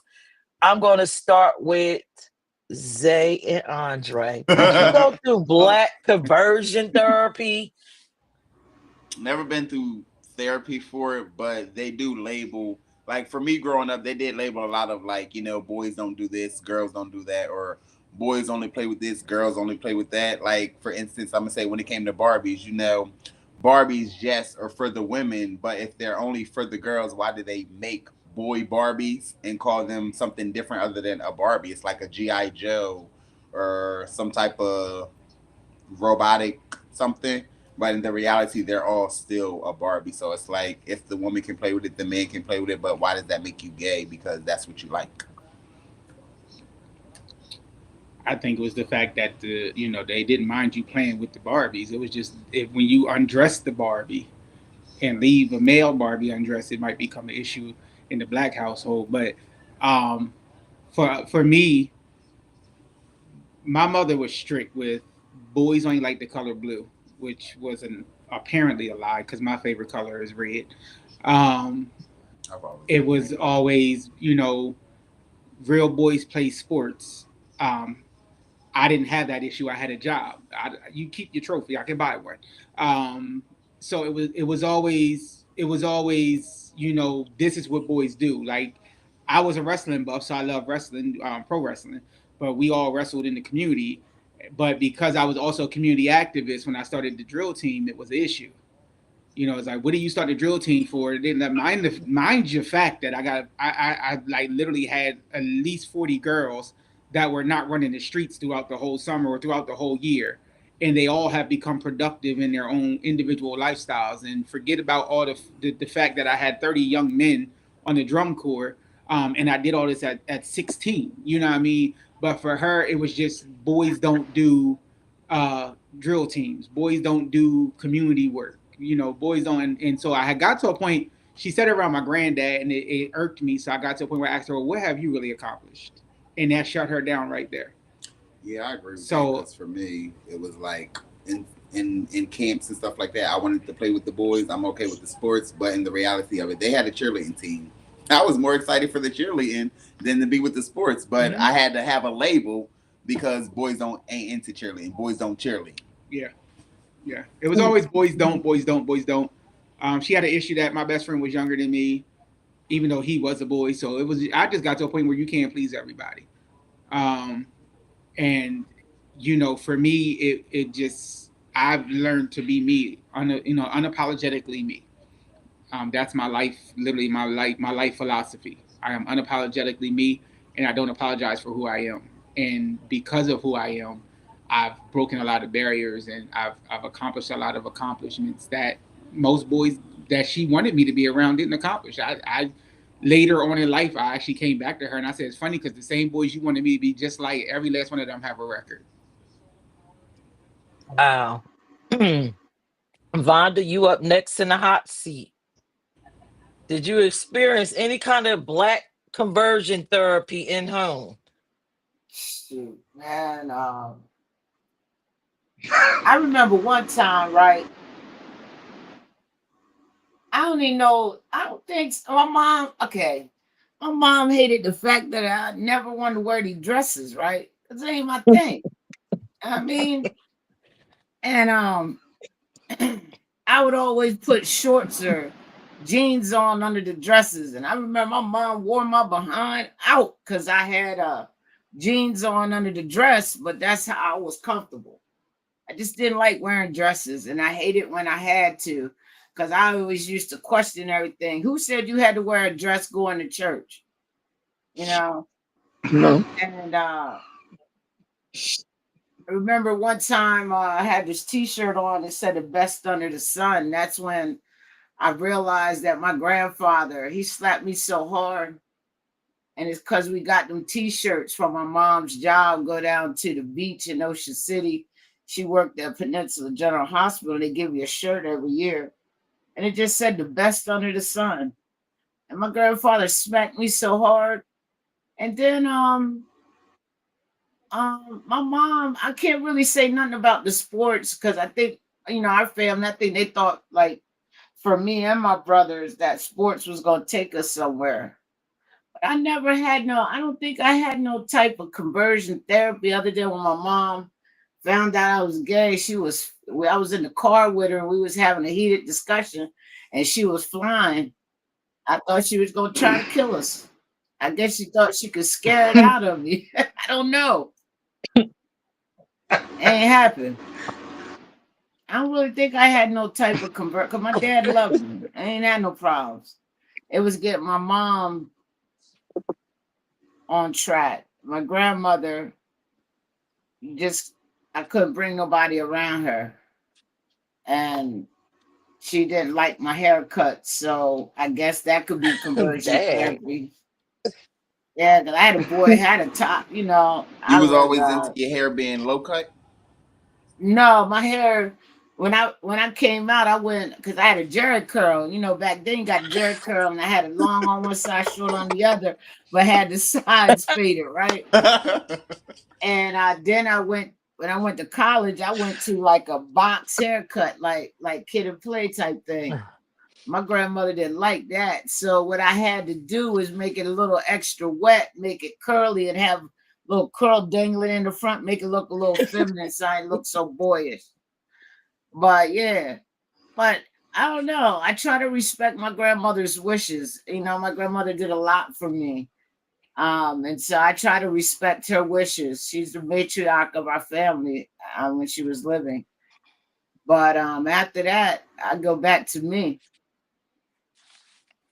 Thank you, I Vonda. don't think I had no conversion therapy like what I've seen people go through. Kids get the parents thinking they can whip their booties and whip it out of them. I never had none of that. I just had stern conversations. My mom would just come at me because she just couldn't believe I was, you know, a lesbian. All right. Thank you, Vonda. I'm going to put Donna in the hot seat. Okay, so who was supposed to give me conversion therapy? Did you have any in home in black conversion therapy I to told you stop my mom anything already. I told you being my gay? mom already knew I was what I was, because like I told you last session we had, my mom's had made me a she used to sew. So I told you when I went with my cousins to go see the Wiz, she made me this yellow. It was like a pantsuit, a very masculine pantsuit. So no, my mom's not gonna put me in no conversion therapy. Like I said, I grew up just with my mom and my brother. I didn't have a big family. I didn't know my grandmother. I didn't know my father. It was just me, my mom, and my brother. So my brother loved me. My mom loved me. So no, I didn't have no therapy, no conversion therapy. Nobody wanted to change me. They loved me how I was and how I am. So So like I said, no big family, so I didn't have to worry about all that. So no, I didn't have no conversion, nobody telling me I was crazy, I need therapy because I'm gay and I shouldn't be this way. I played with GI Joe. I played basketball, I played softball, soccer. I did all types of sports. Like I said, my mom loved me for me. She didn't want me to change for nobody. So like I said, I don't have those type of stories growing up. My growing up in my environment with my mom and my brother was perfect. I was able to be me. I didn't have to do nothing to change me. I was able to be free. So even my family, the little small family that I had from my mom's side, everybody loved me. I didn't grow up like that. Only problems I had in the streets were probably strangers, men, mainly men calling me dykes. That's it. But other than that, I didn't have my life growing up, coming out and being who I was. I had no issues with nobody. Oh, So I don't Donna have those was type of blessed. stories. I don't have those type of stories. You are blessed. I'm gonna bring up Tim. Tim, any kind of conversion Yeah, therapies? of course. Well, first things first. Anything that my mother was masculine enough, she didn't entertain. So, from first grade all the way up to 11th grade, I always had my artwork from school featured in art exhibits. And year after year, I would win ribbons and place. I've never once saw any of my exhibits in person. Um, and then I was in the house for a long period of time where I couldn't get out and mingle with the other boys because I was always babysitting. Well, baby, when I finally got out that house, um, I just naturally wanted to be with my male friends, and even now, most of my friends are heterosexual. Um, because I never stopped doing the things that I did, and I never stopped living the way that I lived before I came into the lifestyle. Like, even though I'm into certain aspects of the gay lifestyle, my every day is still pretty much the same as it was before I became one of the gays. Um, but it's my mother wouldn't allow me to be a part of anything she didn't feel was masculine. Um,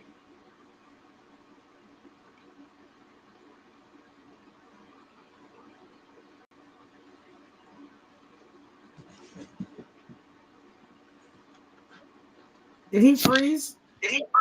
Okay. no, my phone is Oh, hey. shutting down. Uh oh, his phone is shutting down.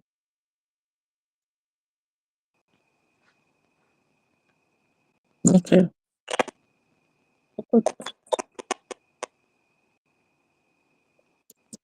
I'm Great. sorry, I was on mute. So, Oh, what about you, Stan? Did your mother or father try to implement ways to stop you from being trans attracted? Any kind of black conversion therapies in home? no. Um, what I will say is that what my mother used to do was she used to hit me to a lot of things, and just like what everybody's saying that the parents want them to relate to things that are, the guys with masculine things or the girls with feminine things. One of the things my mother hit me to was when I wanted to play baseball, I wanted to play football, I wanted to be on those teams. She hit me even especially when I wanted to be in the Boy Scouts, and she made me aware that all these masculine things is where you can get the most abuse because we put our children in these situations where this is the man thing to do, but those are where the people that were molesting you were. The scout captain was molesting the boys. The priest was molesting the boys. The coach of the baseball team, the football team. And these are things when the parents put us in those situations and say, hey, you got to be in this because it's masculine. That's where the abuse takes place, because we're in our mind, that's where we're supposed to be men, but yet we can't talk about it then. You got boys abused by priests that couldn't talk about it to their parents. You got boys in the Boy Scouts that couldn't talk about being abused by the scout leader because of what the parents put them in, because we was put into these macho, masculine situations. So a lot of times the parents, when they do that, and one thing my mother hit me to, you can play football, you can do basketball, you can do all these, but be hip to certain situations that some of these men that you admire can do to you. Mm-hmm. You know what I'm saying? So she kept that in my brain. If they ever come to you with this, if the Boy Scout captain comes to you with that, you know, she made me aware of these things where I could sit back and I can come home and talk to her. I had friends that was in the Catholic Church that got molested by priests, but they couldn't say nothing to their parent because the parent would jump them for talking bad about Father Johnson. Yeah. You know what I'm saying? So my mother made me understand, yeah, these macho things that's supposed to be done, you know, there's some men that's going to do some harm to you. So some of the times our parents put us in these situations to be damaged, where the father will put you in there because I want to make you a man. I want you to play football, and I want you to do this. And then there's some abuse in there you can't talk about to them. I had girls in the neighborhood, and we talk about Barbie dolls, but I enjoy being around the girls because I got to be Ken. You know, I got to be the Ken doll. So, and I had no problem with that. You know, I got to be Ken, so I got to do that. But my mother hit me to a lot of things with it because she saw a lot. She saw things with my father, you know, and she made me aware. And I'm glad she made me aware of those things, because when I did go play sports, and certain coaches would come to me about certain things, or want to take me to the side after practice and let's go do this. She made me aware of these things, you know. So sometimes our parents can put us in these situations and say, hey, this is a masculine thing to do. I'm going to turn you into a man. Actually, they actually setting you up to be gay, or setting you up to like certain things, or setting you up to think this is the thing to do. You know, I grew up, my mother was a single mother raising 3 boys. And I'm going to tell you, she always talked to us, made us aware of things, let me be me, you know, those kind of things. We know, but she made me aware, and didn't have me follow what the macho thing was. Oh, Stan don't play football, so he got to be this. There was no guilt thing with that at all. You know, nothing. I like fashion, I like clothes. You know, she helped me pursue that. You know, just and made me aware. So I avoided a lot of abuse, and I avoided a lot of mental issues. You know, I really did. I avoided a lot of the mental things because it was never set up that this is what I'm supposed to believe. So I didn't sit back and have conflicts on, oh, wow, I mean, you know, my football coach came at me. My football coach is gay. My football coach is that. When I found out that certain people were gay or came at me, I was prepared for it. You know, so no, there was no you know, she never sat back and had me like with any of that stuff. It was, you know, I love my mom to death because she allowed me to be me, and she allowed my 2 brothers to be me, you know. And then by her letting me be me, my 2 brothers, older brothers, allowed me to be me. And when I talk about people and with like, when I look at all these kids out here selling drugs and gang banging, they're only doing it because they don't respect their parents. If you respect your parents, there's certain things you're just not going to do. And no matter what, my mother raised 3 boys in Chicago in the 70s with all the gangs going on. None of us ever did nothing, and the gang bangers respected my mother because, like I said, we respected my mother, And so my whole point is, I'm not gonna do nothing to hurt my mama because she working her ass off for us. So we always respect her. So that's why I never did nothing to ever ruin that. And she allowed us. And like I said, we didn't have a father. And guess what? We never missed the father. Me neither. I never missed having a dad. It's like if I had a father, that could have probably fucked me up. But my mother never let us miss. I didn't miss that. My mother was everything. Okay. Yeah. So Thank you, Stan. Yeah, that was a good explanation. So I'm gonna take the time to answer the question before we get to the last question, and then you guys might want to ask each other questions in the end. As far as the in-home conversion therapy piece, I feel like I experienced it, and it from two different angles. My grandfather wanted me to take the mantelpiece and imposing masculine, I guess, centered things on me.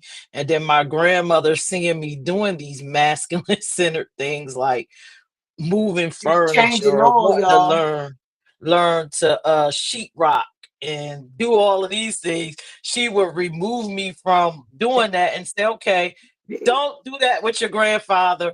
Take these little figurines and paint this. I wanted to dress down in the t-shirts and ball caps. No, how about this? Let's get the sewing machine. Take that baseball cap and let's sew a dress on the sewing machine. So, you know how we are. You don't wear the blue, you wear the pink.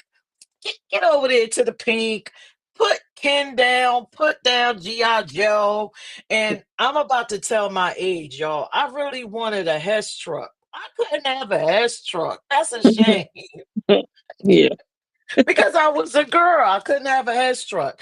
Now, one of the things that I find annoying, incredibly annoying, and I hated it for my brother, and it's a lot of males on here. And y'all could tell me if y'all experienced this.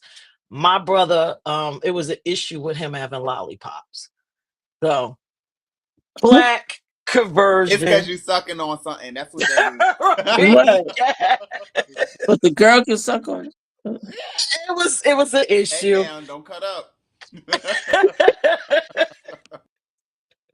So I'm going to do y'all want to ask each other? Do you have any questions? We talked about a lot here. Yes. I've learned a lot. Is it any questions that any of you guys want to ask someone on the panel? I'm going to put Donna up first. Do you have a question you'd like to ask anybody on the panel? Not at this moment. No, I don't. I don't. But Okay. I will let you know. Okay. Smack, do you have a question that you wanted to ask anybody on the panel? No, I don't have any questions. I just want to know, no, I don't have any questions. Everybody explained everything thoroughly. Stan, um, Yeah. makes me laugh. I love to hear his answers. He has some good Um, stories.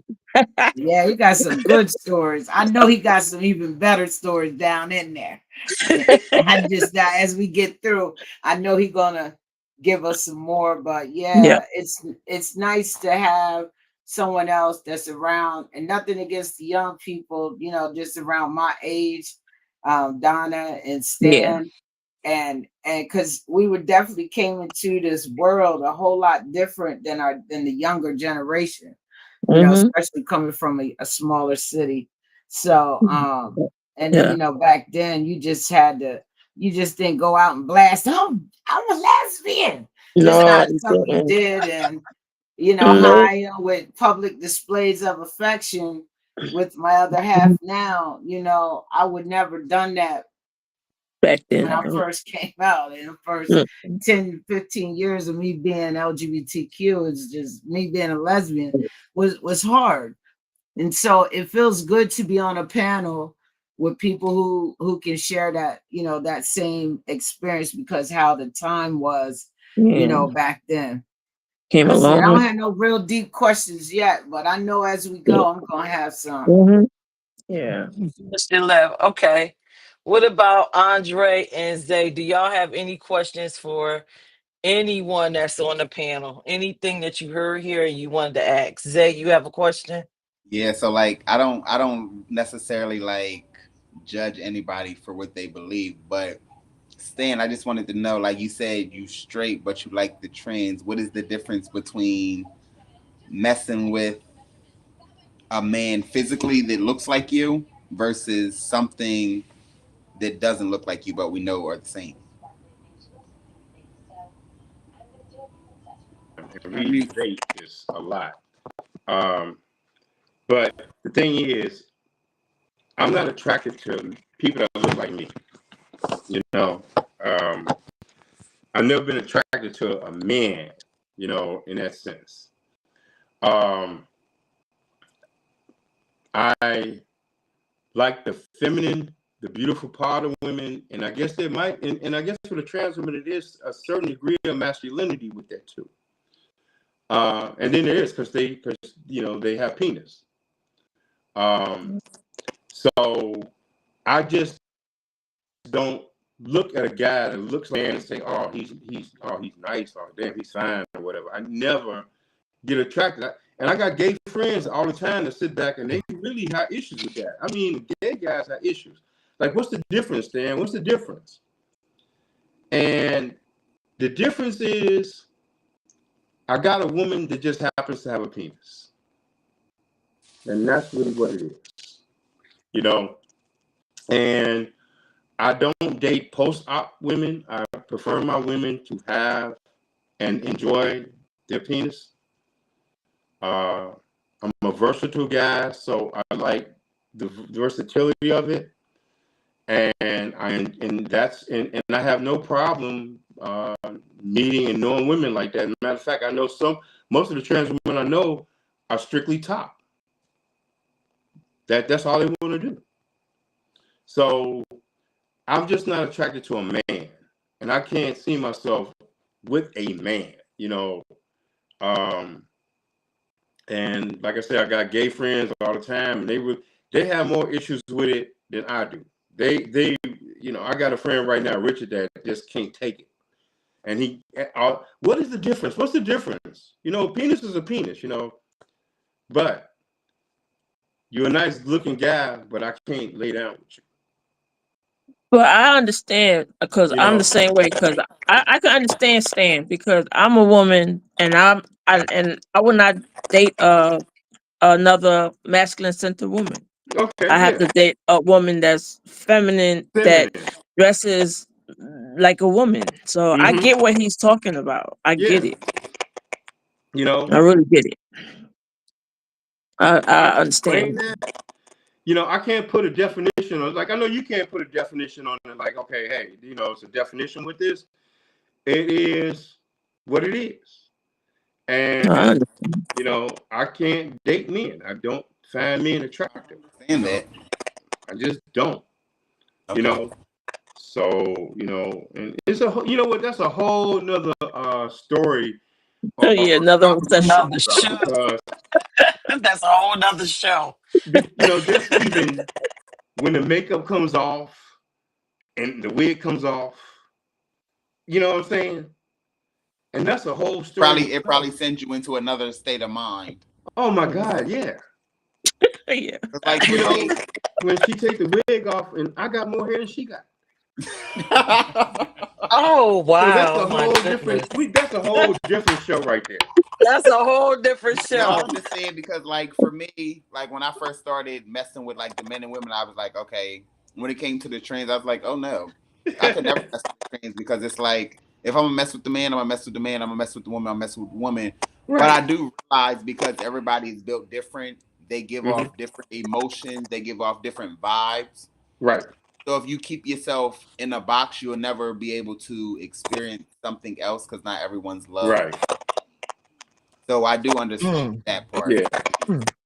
So And like I I said, I went through the transition of it when I mean, oh God, I can tell you one story. I was the most beautiful girl in the world, and she had to go home, and she said, well, I can't go home with this makeup on. I got to go home as a right. man.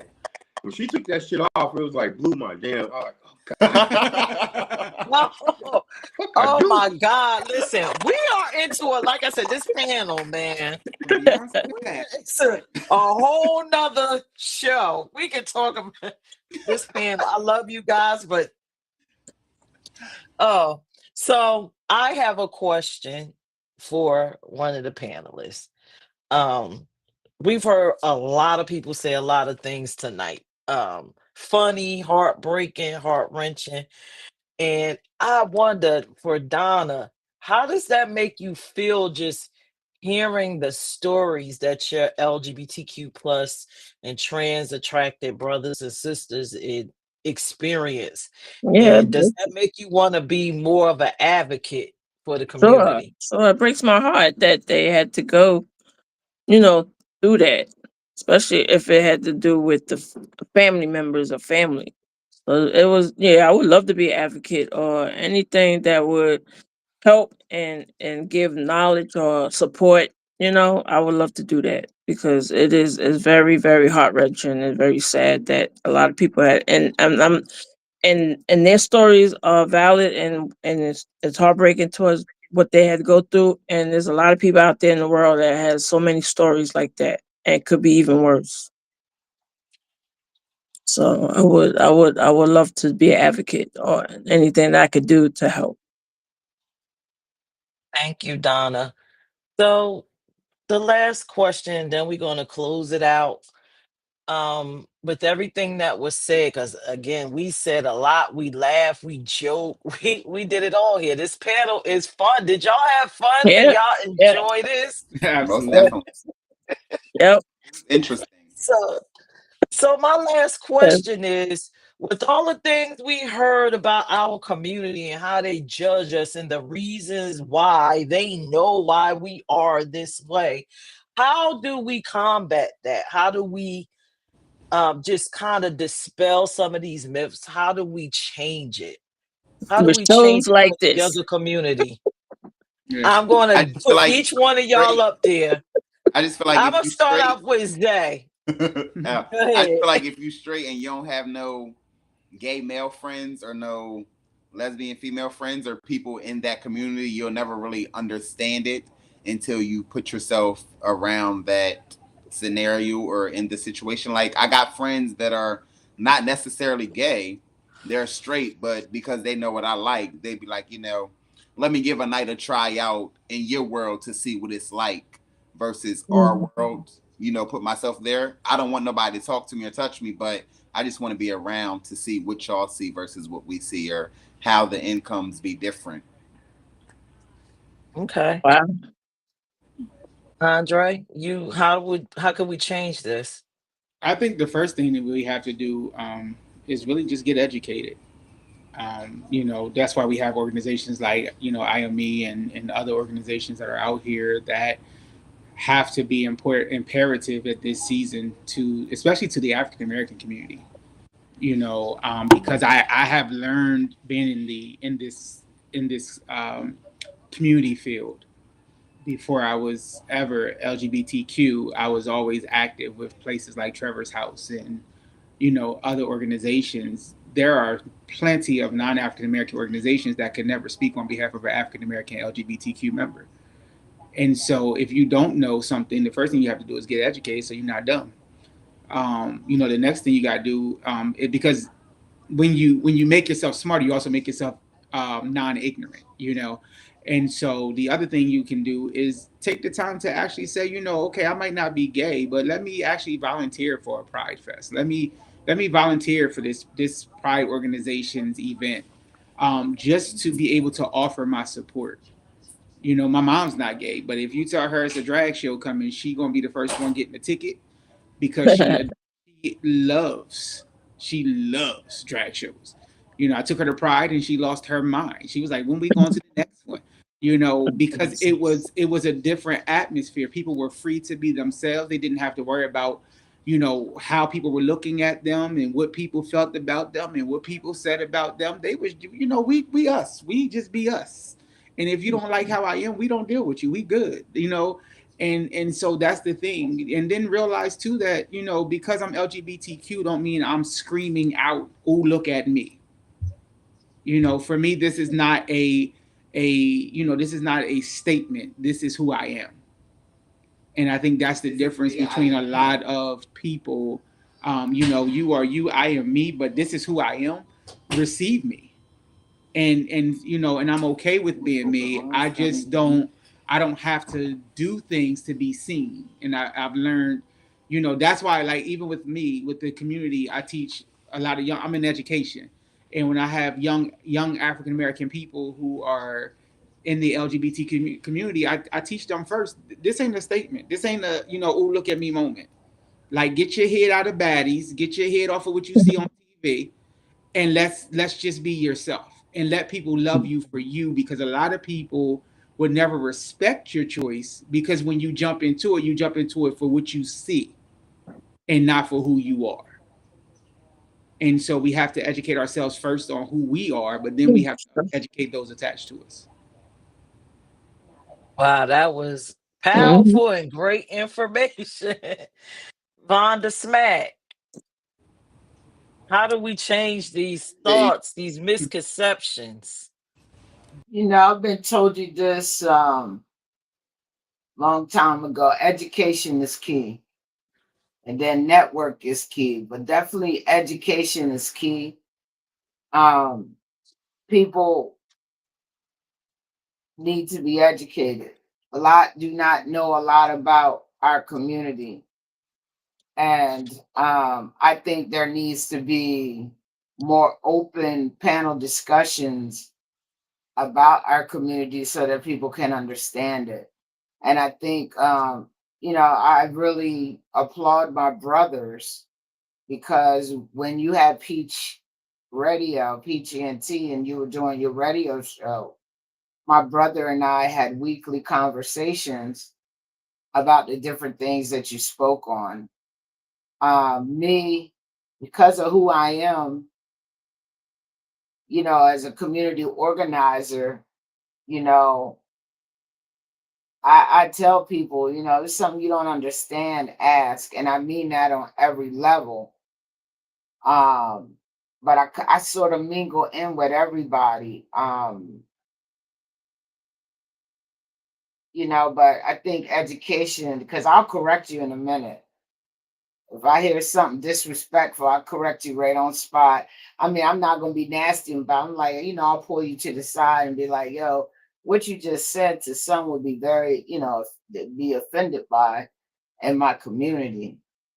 And the proper way that you would say it is this way, not that way, not what you were taught, because what you was taught was incorrect. So I think if, people in our community could remain calm instead of getting mad, voice going up 3 and 4 octaves, and the letter and the A, B, C, it's just not warranted to do that, because some people really don't know.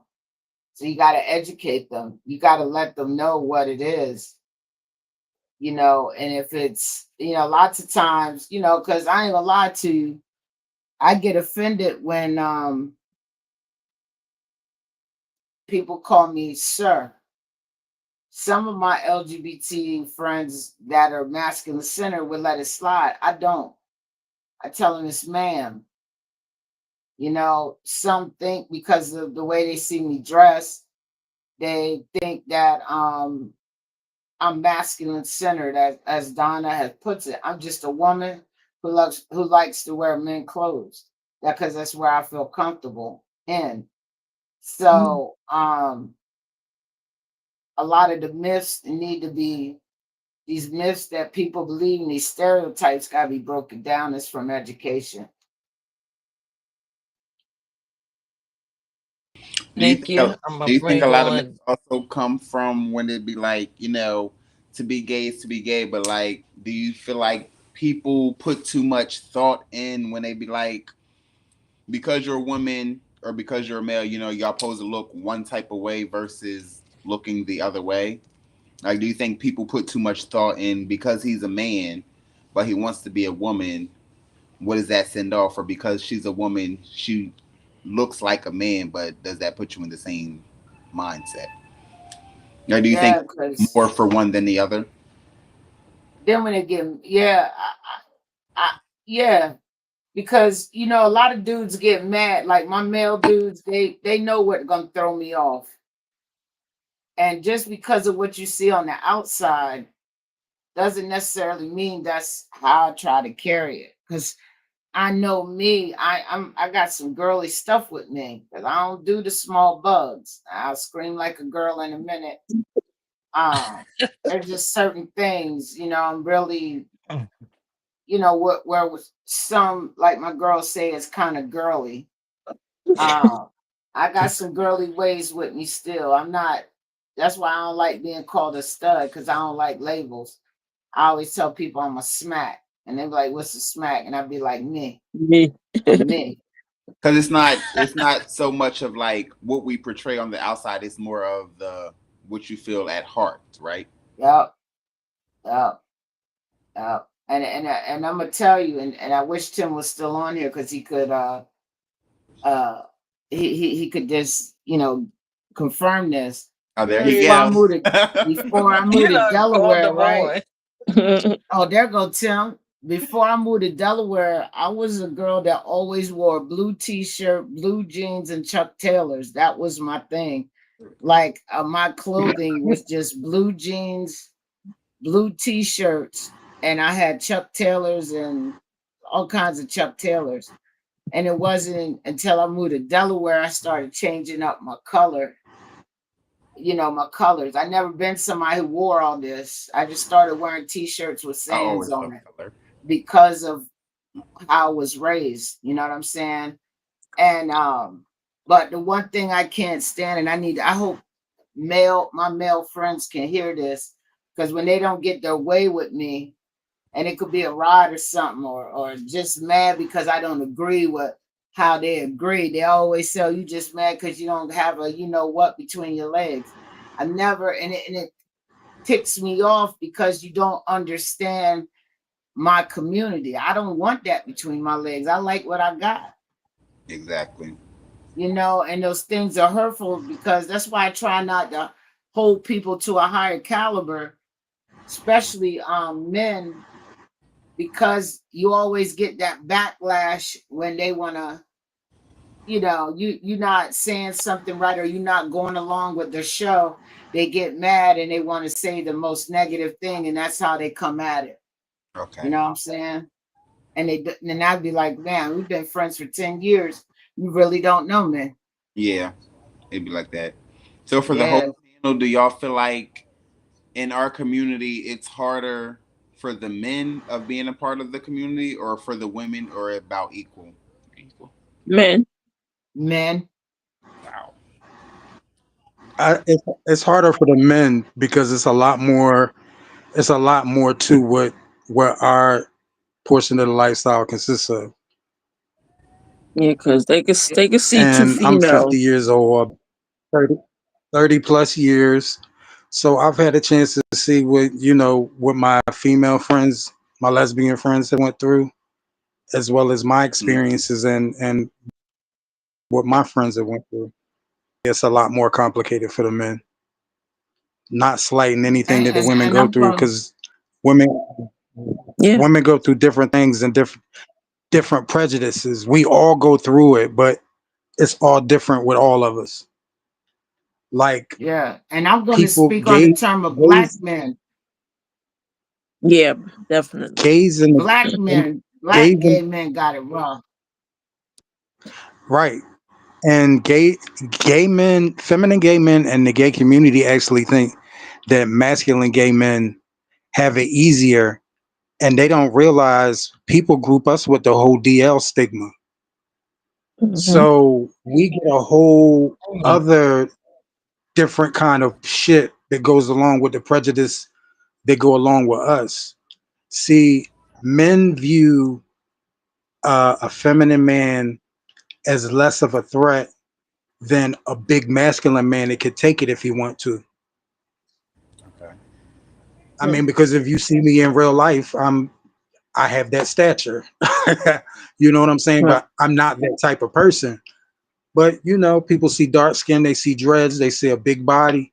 they automatically assume negative things. Mhm. Yeah. So Mm-hmm. that's a different spin on it. I'm sorry. Oh. I think I think I don't it seems that it's harder for men because the media portrays it.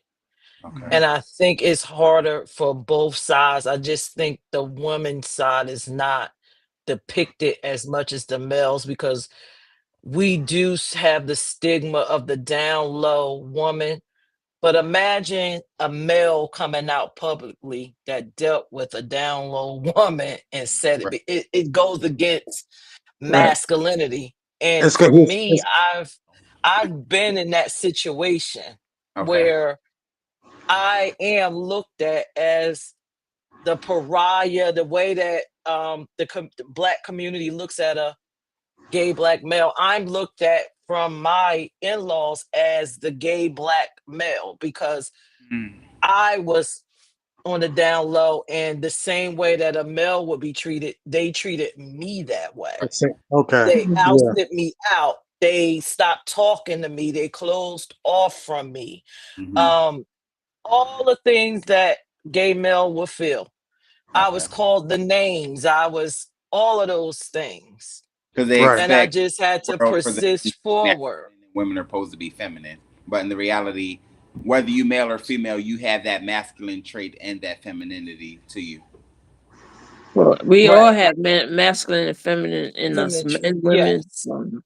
It's just how Mm-hmm. far you go. Okay. Yes. But I think we all get it. We get it the same way. It's just men, when it comes to being a woman, it's just not a male is not going to pour out outward like that. Like a woman would pour out into the public about a male doing something. A Okay. man No, is not. no, feminine men really do. Yeah, well, They, feminine men, but yes, my they like use I it as a said, weapon. my ex-husband just went on, took to social media and yelled out to his family, and they ostracized me. But as far as a group of men going public and making it into movies and all Right. this other stuff, like I went through a Taking lot. people's I was going pages. through a legal divorce, and he was making profiles of people that were around me and giving it to a lawyer. So I Wow. Oh, went through a Damn, lot. So damn. it just men don't carry it the same way as women. Right. So Right. you don't Uh-uh. hear much of it. Yeah, that's true. I got Trust me, they don't. I seen it with my Right. own eyes. yeah. Mm. I But think in the world of today's times, it's harder on a man because most men, especially in the straight community, their biggest fantasy is two women. Yeah. You know what I mean? Right. That's it. So You so nailed it. because You their nailed it. biggest fantasy is two women, I can accept the fact that because in my head I'm imagining everything they doing to each other. But Mhm. And yeah, and he he wants wants to to right. join. join in. But when you n- have two Look. men, and What you because say, Miss like Pierce? I one of my biggest arguments in a straight relationship was about a threesome. Because I was bi, and I said, well, if we're gonna fulfill your fantasy, then we fulfilling mine too. And it's a whole issue when I've been there. tell somebody, well, we're gonna do the two women, but at the end of the day, we're gonna do two men too. And When when you get done, I just want to say one brief thing that needs to be said to the heterosexual community. Go ahead and I finish, and then got I'm you. gonna say it. So for me, it was one of those things of when I first had this conversation with a couple friends of mine, we were in college, and I said, I really feel like the a biggest issue with being heterosexual is your mind is so closed in. It's almost like your mind is trapped in the closet. And at Mm-hmm. the end of the day, you Hmm. didn't sat in the locker room and compared. You didn't sat in the locker room and compared our private parts. You didn't sat and listened to my stories about what I've done with who I've done it with, and it didn't turn you on. And then you got a stigma about being gay. Nah, like let's just be real. And I think the biggest issue is if you Uh-huh. tried it, you might like it. okay, we're gonna let Tim say what he's gonna say because we have Stan on here, and we done went off to a whole My bad, nother Okay. Stan. My segment. bad. Okay. And this is something that I had just have to say. gay men do not like to play and poop. There is those of us who have Test it. clean sex, those of us who have clean sex, just like you clean yourself out with a bottle. I hope you clean yourself out with a bottle before you Yeah. serve yourself to That your part. man. Our men do the same thing. They get a bottle and they get all of that out of there. There's nothing brown about our sex but our skin. Hey, let them know. If I you're wonder. Okay. if I you're wonder what our clean, next Please stop conversation So will if thinking that's you're be. what clean, the key word was clean. my uncle Exactly. used to call that. My coloring. uncle used to call that a Fleetwood enema. He was gay, a faggot douche. Get your faggot douche Right. and do it. Absolutely. And if you like it, they got toys now that look just like it's still an enema, but it's a toy. It's gonna help you prep for Y'all know real. we gotta have like a. We gotta have a Okay, night we one gotta show. try. We need a whole nother show. We need a whole, Yeah. and We that gotta have an applies open, to And women black too. baby. conversation one night. One of our things gotta And just be this is, like off listen, the top of y'all. the head. Okay, we're gonna Yes. have an open show and just have general conversation. But Yes. tonight's topic was I know why you are. And for the people that But was just I mean, listening, but come on It all now. ties in. Come on now, Peach. Now if they didn't got the toy, they know why they are too. Yeah. uh, listen, And they know at the end of the day, they know they clean. And yeah, and that's a tip for those who are just finding out that they are. That's That's how you it. and, do it. Because Don't it's gonna don't. open you Yo. and clean you at the same time. and Yep. believe it Yo, or not, There it you doesn't Donna, go. just I'm loving apply it, to Donna. gay Yeah. men. I'm It learning. applies to lesbians because lesbians and pans and bis and dies and days have anal sex. It's Indeed, they not do. restricted to It's It to ain't okay. just gay us, men. but that's Fine. that's a That's stereotype that they think it's true. about And us. heterosexual men have I gotta say, anal Yeah. heterosexual men sex. too. Absolutely, they get paid. Mm-hmm. So, but You know they do, especially when they come home from jail. That Mm-hmm. part. oh Lord, That you know part. what? We gonna run We this gonna back. wrap If this up here, Stan y'all. if Stan I'm want gonna to have take the floor nightmares. and say anything, let's give Stan the floor. How do we change some of the stigma, Stan? How do we change it? Number one, Shows like platforms this. like this. Um, Number two, um, there's things in the community that we're all in the same community that we don't even know about each other. You know, there's things about the lesbian community I don't know. There's things we're learning from each other. So just because we're in the same community doesn't mean that we all know about each other. I learned some things today. Right. So, and that's I've the learned thing. at least. And we can't try to convince people. It's like religion. We can't try to convince people to see things our way all the time. And the best way to do that is just for us to be ourselves and for us to be united is what we do. And that's the best thing we can do for outsiders outside this community is just to see how we interact with each other. Because like I say, we're all in the same community, but there's things about you guys I didn't know about. You know, I'm learning some things about lesbians I didn't know. You see, but yet we're in the same community, but we don't know. But we got I to just feel like about being in the community, saying you just gotta be open minded. well, yeah, that's what I'm. Yeah, exactly. And that's the whole thing. Because why would I be closed minded to anything? I'm not closed minded to anything, and I can't. Anybody that's closed minded, I can't convince them to open their mind. Right. You know, I can't do, and I'm not going to try to. Because what do I gain from that? You know, I'm not gaining nothing from that. But I'm open minded to. What gets me is when I sit back and I see people make comments about trans women that top men. People, oh, you got trans girls. Oh, no way. I'm a strict. You know, why a man that gets topped by a woman, he gay.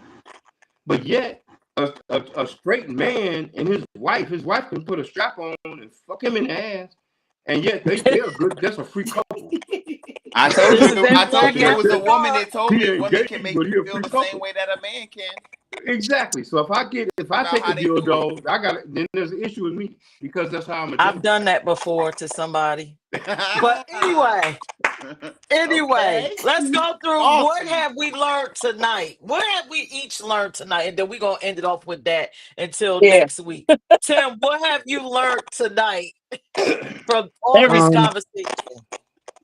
I've learned that I have a lot in common with some of the other panelists, and that we're all living around each other, and there are a lot of things that we do know about each other, and there are a lot of things that we don't know about each other. And I think every show we're going to learn more and more about things in our community that we don't know about. And there's people standing right next to us that we've been around for years, but we don't know actually what they go, what their experiences are like when they're home, their home life. Right. So I think this is just like a bonding and a learning experience at the same time. I'm loving it. I know what have you learned tonight, Cool. Donna? Oh, yeah. I've learned.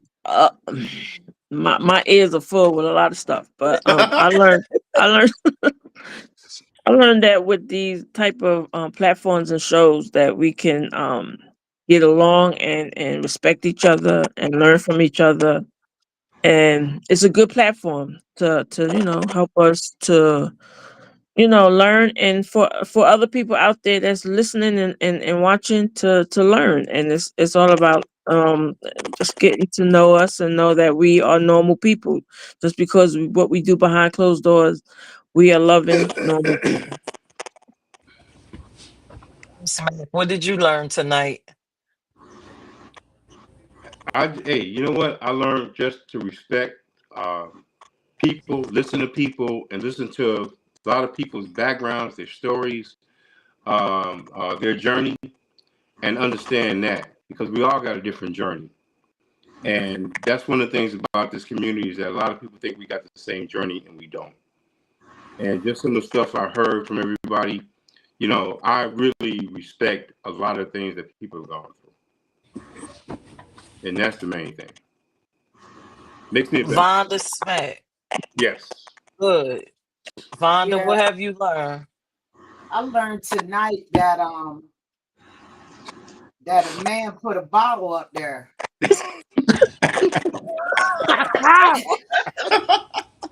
And I'm serious. I did not know that. I mean, I guess I never, I never asked, but and I don't get into it. I'm I knew being about it. honest, but I learned Don't knock it till something you try tonight. it. Because they No, call Right. y'all no, no, something no, with no, a no, no, P. They no, call no, some no, shit no. something with a B. Nothing. The deposits only. Withdrawal or wherever you want to put it. I don't. Nothing's going up there on me. Right. But I never knew that, and that just could be just because I never been around males that talk like that. So I'm sorry, I did not know that, but that's I good can to agree know. with you on that, Vonda, because like for me, I've been in the lifestyle for a long time. But when it comes to like being the person who's giving it versus the person receiving it, I didn't realize that when you're the person that receives it comes with all that extra stuff. Yeah, that's what I'm saying. And So see, I feel you on I'm that. not receiving it. You feel me? Right. Because they like that with Or like the give it. guys who bottom, they can't eat before ahead of time. So that's why Okay, a lot well, of That's bottoms. not It's true. Okay, like when you. It's that's just a like when you have a that's bill. another show, that's Tim. Wait a another minute, another show. show. That's Yeah, another that's show. it's getting it's Andre, another show. But I will Sure. Right. say Andre, is what But did I you was just learn? hold I on, you was didn't let me finish what I Okay, go learned. ahead, Smack. What did you learn Hold on. besides I that? learned that with this diverse panel, we are going to learn a lot. And I Right. think more and more people are going to tune in because we're real with it. Yeah. Right. We ain't holding nothing back. We real with it. And dispelling these myths and stereotypes that they have about the Black LGBTQIA community. So I love that part about this. And that's what I learned tonight, is that we all respect one another, and I love it. I can't wait till next Tuesday. Yeah. Zay and Andre, what did y'all learn? For me, I learned peaches. um, but nah, I mean, for me, I just learned that you can get a group of people from different walks of life and different age brackets, and they can come together and make a whole lot of sense. Um, I feel like this show is food for the hungry. There are people that are thirsting for this knowledge because they're tired of being ignorant, because they're tired of being unknowledgeable. They're tired of not knowing. I feel like this show has the potential to break boundaries. And I encourage us all to continue to push the show, share the show. Because this is something that people should be able to go on their smart TV and push a button and see. And I enjoyed myself tonight, and I feel there will be people who will call you and say, I ain't know nothing about toys that The, flush. the dush. They gonna ask me about the dush. But I mean, they might not say Dusha. They might call you and be like, "Hey, what's that toy he was talking about that flush? Because I need that. Because it opens and cleans at the same time. It's a good preparation tool."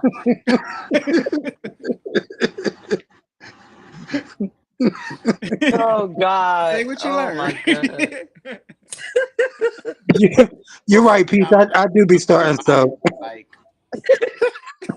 I things do. that I thought about, or things that I wanted questions to, or I never really thought to harp on. You got a lot of that in here, and we all come from different backgrounds and experience different things, but we all have that one thing in common, that it all extends from some type of how we feel for yourself. It's not more so like someone turned me on to this and this is what I decided I wanted to be. It was more like everybody voiced, because for myself, this is what I felt. I've tried this, I've tried that, but this is what worked more for me.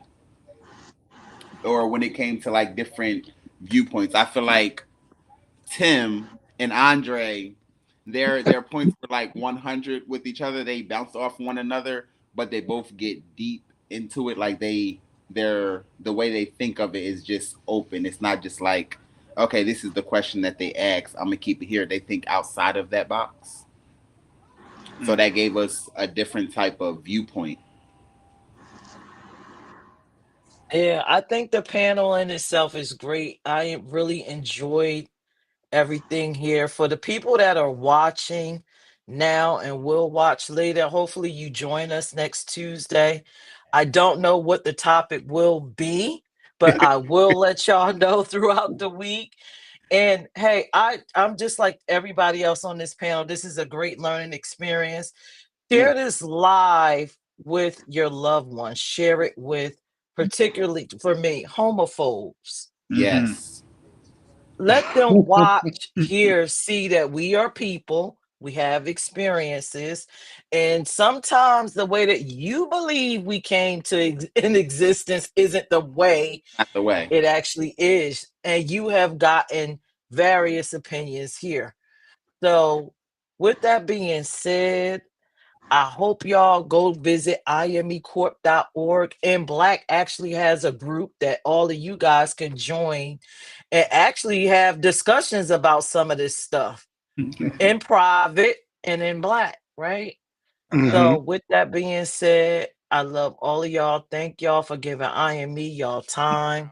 And let's tell the people good night until next Good night. Tuesday. Next week. Good It night, was a pleasure. everybody. It was a pleasure. Can't wait.